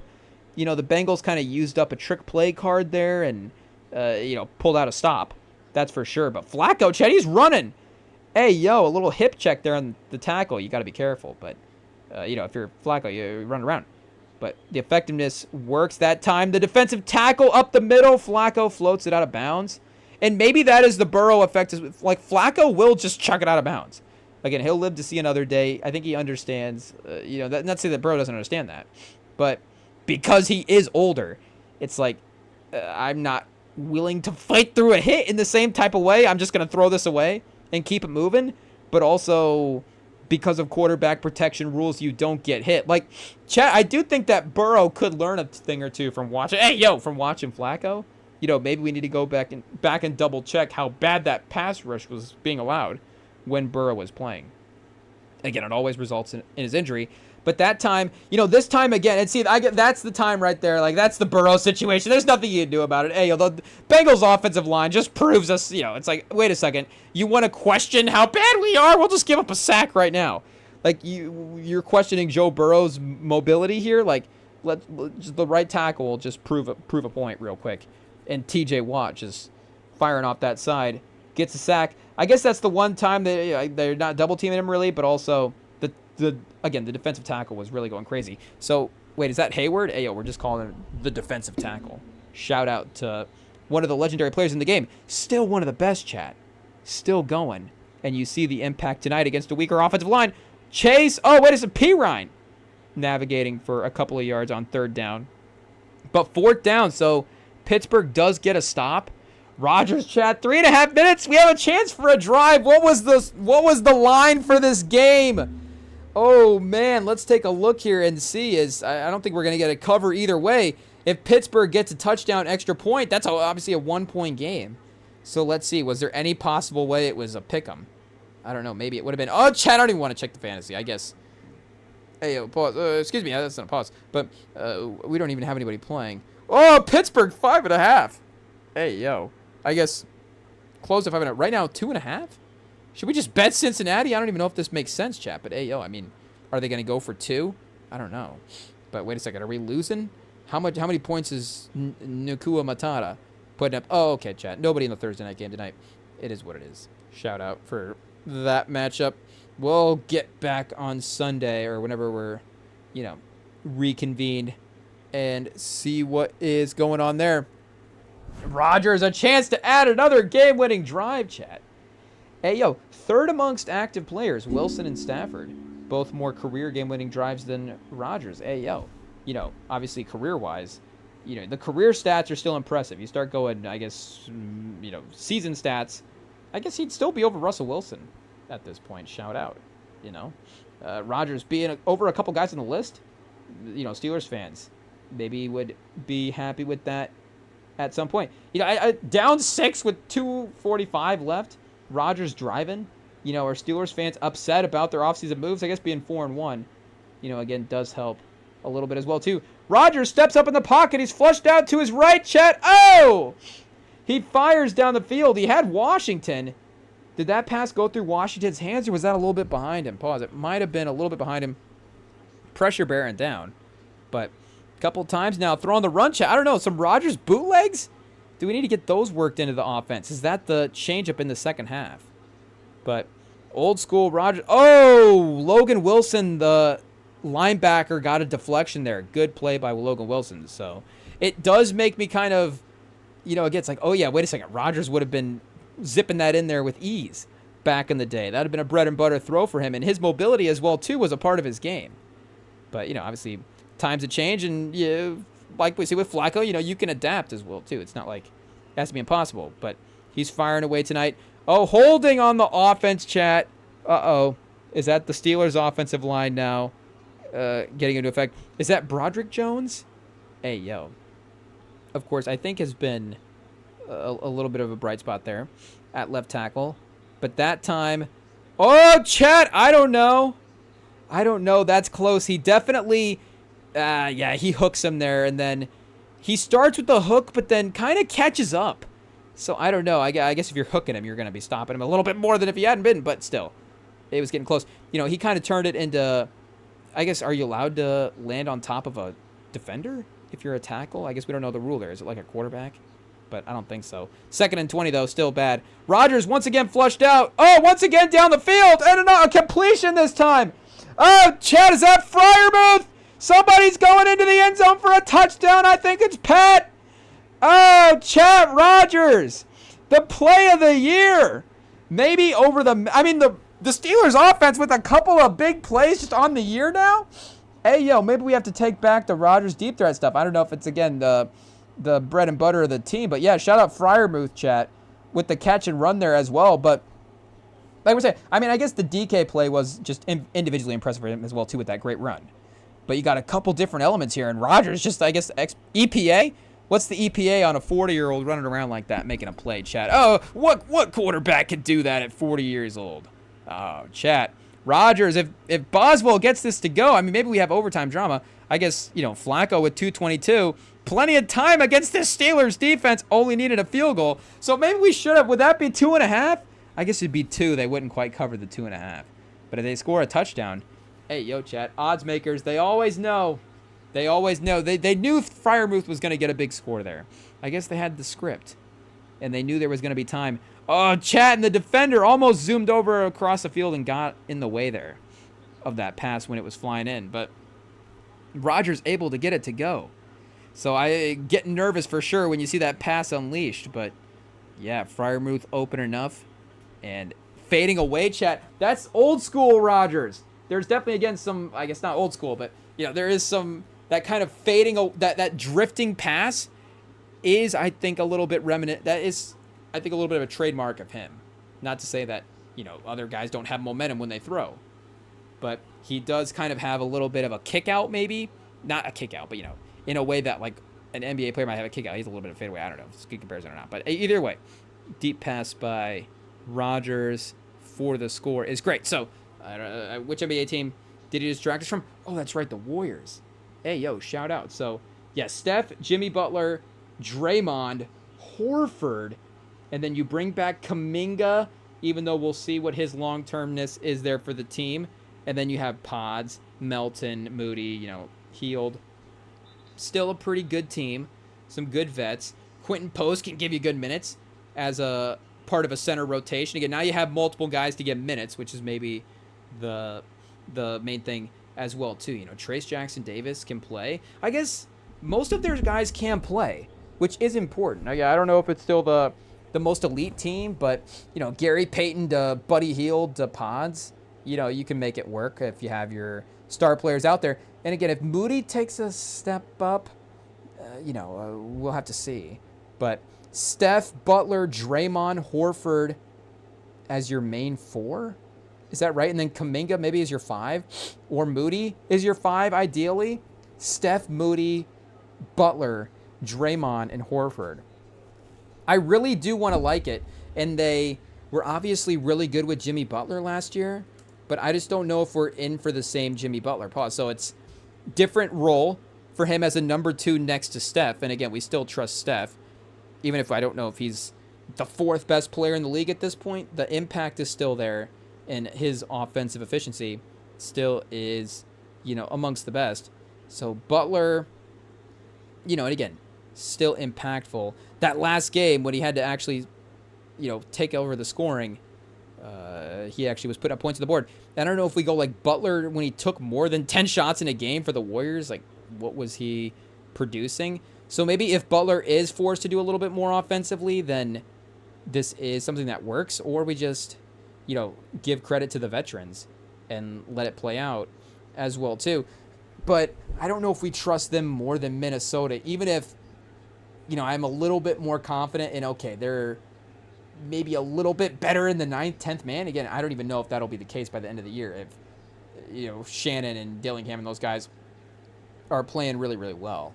So I think still would consider them obviously a playoff level team, but I don't know if they're totally out of the tier either of this goes south. Like, I guess Minnesota, again, if it goes south for Minnesota, I don't think they're falling into the lottery.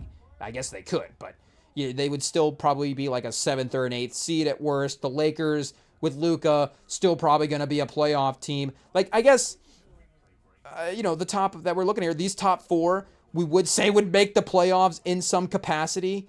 The Rockets could make the playoffs in some capacity. So the top 5 would seem like top 8 locks to some degree. And I guess now with the play-in, the playoff to play-in. So I guess for preseason purposes here, just to say a team making it to the playoffs, we will throw the play-in for that because that is a playoff opportunity for a team, even if it's not obviously the same level. You still have to win those games. But it is, still gives a team, like if the Rockets were the 10th seed, it's like, okay, they still could be the 8th seed if they were able to buckle down and, win a couple of play-in games. So we will give those teams the opportunity to, be considered a playoff team in the way that we phrase it. But so it's like, okay, is Minnesota going to be outside of the top 10 seeds? Would definitely be a hot take to sit here and say that. So these 5 teams would seem like, yes, they will be 5 of the 10 best teams in the Western Conference. And I would say Dallas probably would be one of the 6 of the 10 best teams in the Western Conference. And I think, again, this is a big, I guess, I don't know. Now can we talk about San Antonio, chat? Have we hit the 3-hour mark? I think we have. Hey, yo, shout out. I think now we can be biased and talk about San Antonio. But I think the expectations are obviously there this year, but they are, I think, very strict. I don't know if that's the right way to phrase it, but I think we do kind of have to make the playoffs this year for sure. That's just I think a Wembanyama thing alone. Like, does he have to kind of take this team to the playoffs by himself if he is that level of guy? And then again, we have some high-level talent around him too that we would expect in guys like Castle going into year 2 and whatever, obviously Fox, and then, him healthy, and then what we get from, Dylan Harper as a rookie and what he could be at by the end of the year. So I think, if they're the 10 seed, I don't know, again, if I would be shocked, but I think they do actually need to be a top 8 seed and be like kind of establishing themselves going forward in the Western Conference. Wemby year 3. I don't think that's too much to ask for this team. So again, I think that, are we going to be one of the 10 best teams in the West? I think so. But are we going to be one of the 6 best teams in the West this year? That obviously still seems like a bar that we would just need to see us achieve actually visually on the court. And I'm not sitting here I'm not against sitting here saying that. And the Wemby sort of, the physicality highlight stuff that we've been seeing was encouraging.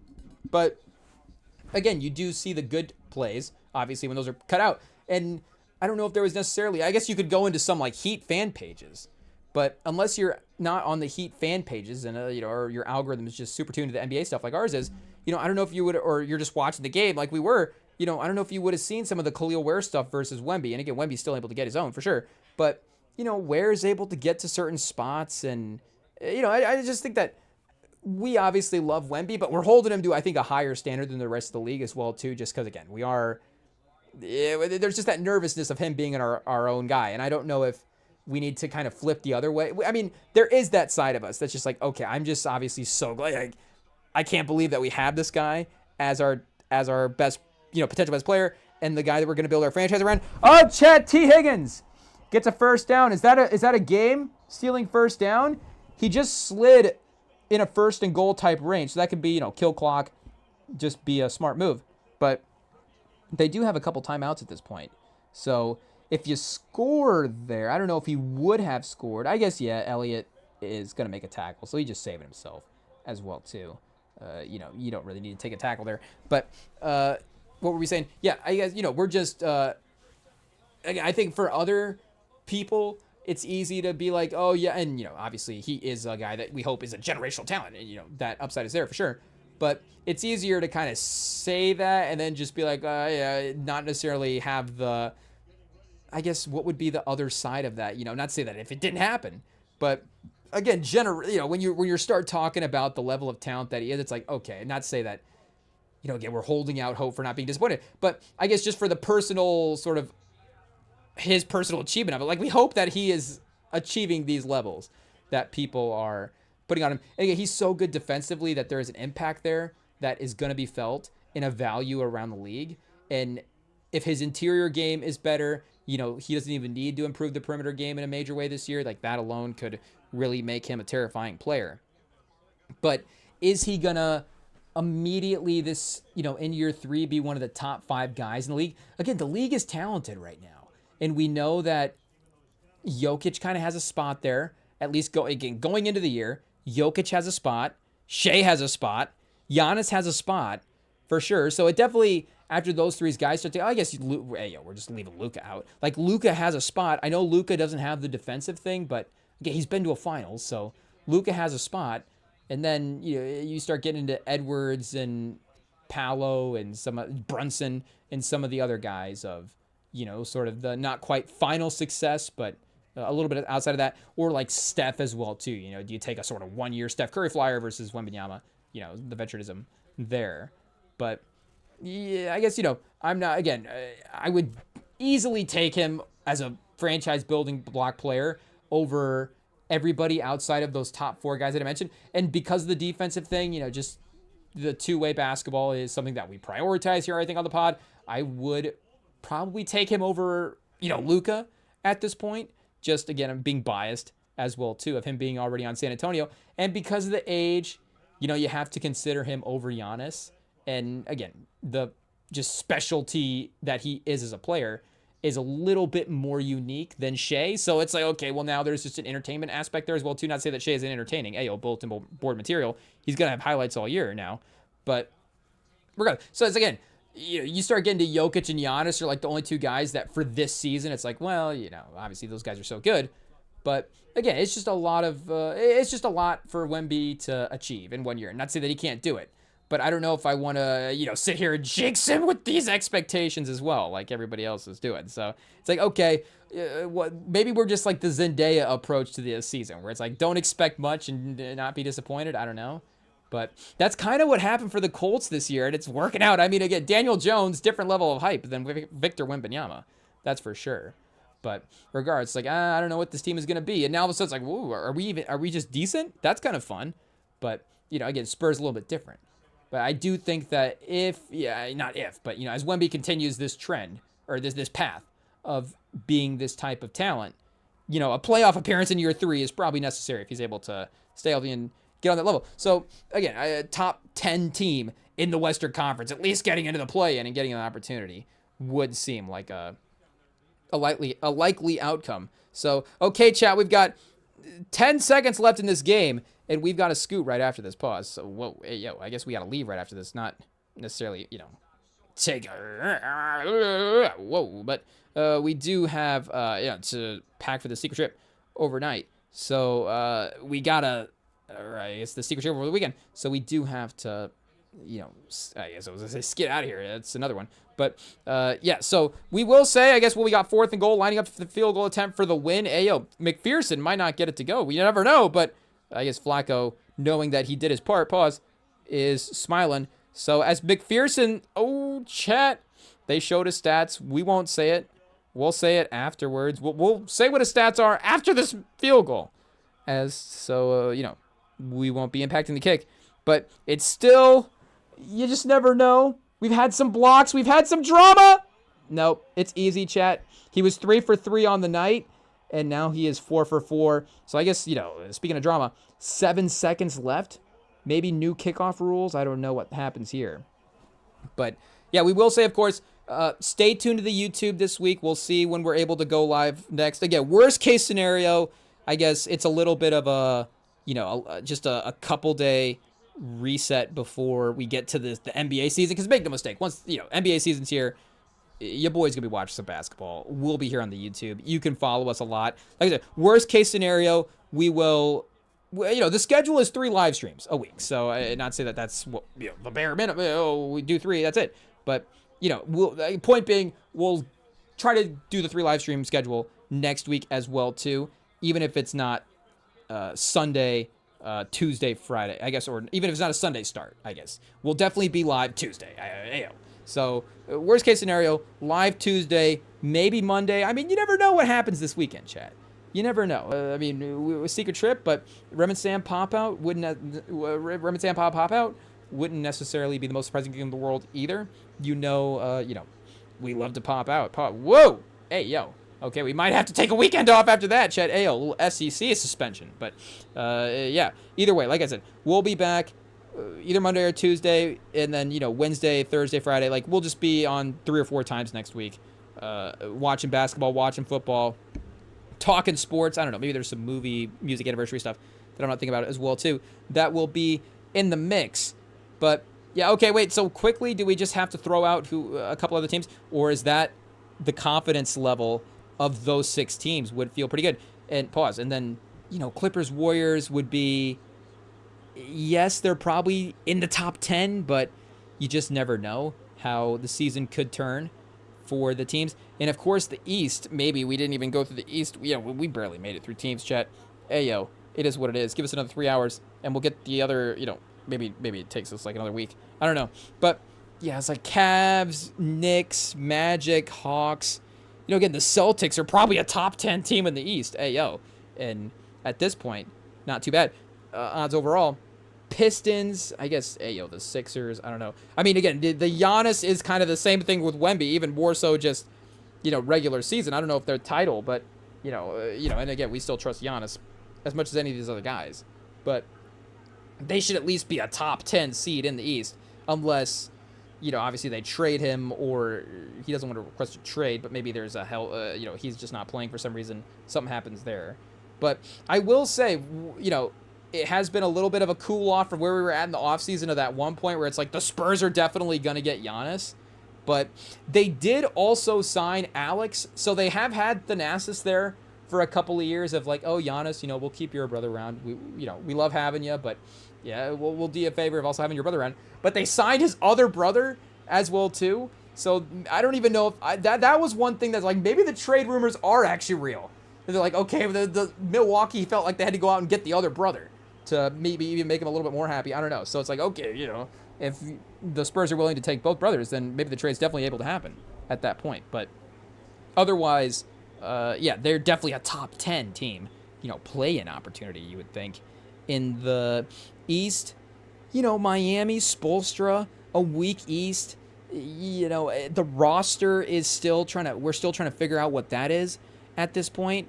But between Jovic and Hawkins, like a step forward and that being the 10 seed, again, I guess all these teams can't be the 10 seed.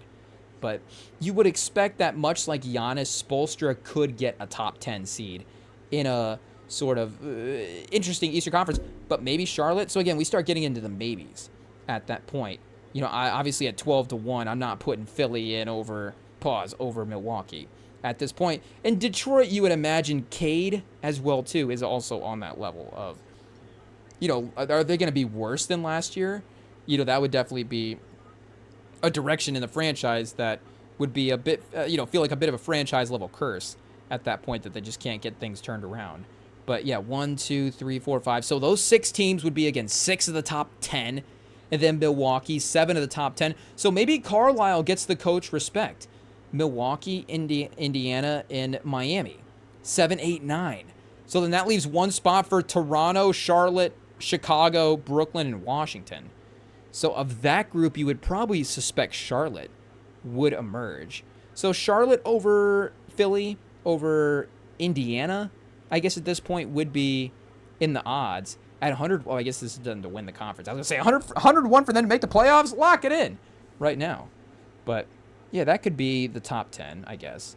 But yeah, I guess in both of those conferences, we have 6 teams each that we feel about pretty confident in to make the playoffs. So I don't know if we just start throwing out random predictions here, but again, that's what I'm saying. Like, you would go through the NFL and we'd be like, okay, well, we know we need new playoff teams in the NFL. I don't know if the NBA has the same sort of stats thing, but it's like, okay, we need some new teams to emerge, but we know that this is our group of top guys. So the new teams have to come from this group of teams. Like, it's just how we approach the NFL offseason, and then inevitably, one or two of those top teams. And it's just, let's not, blame the sports media landscape. It's just how it goes. It's like a couple of those top teams are not necessarily going to live up. I mean, the Ravens this year would be, and, they could still turn it around.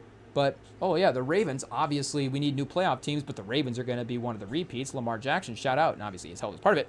But, they're 1-5 right now.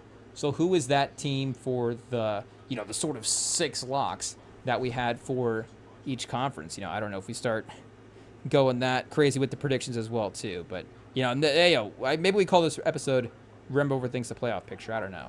But regardless, stay tuned, chat. We'll be back this weekend. Random schedule, but once NBA gets back and going, we'll be locked in normal schedule as well, too. So thank you guys for jumping on with us tonight. And, of course, stay tuned to see when we're back this weekend as well, too. But, again, follow us on the podcast feeds. Message us at REMINGTOM pod on Instagram. And we'll see you sometime in the future, chat. Within the next couple of days. Just stay tuned. And keep a lookout. We'll be back. Peace.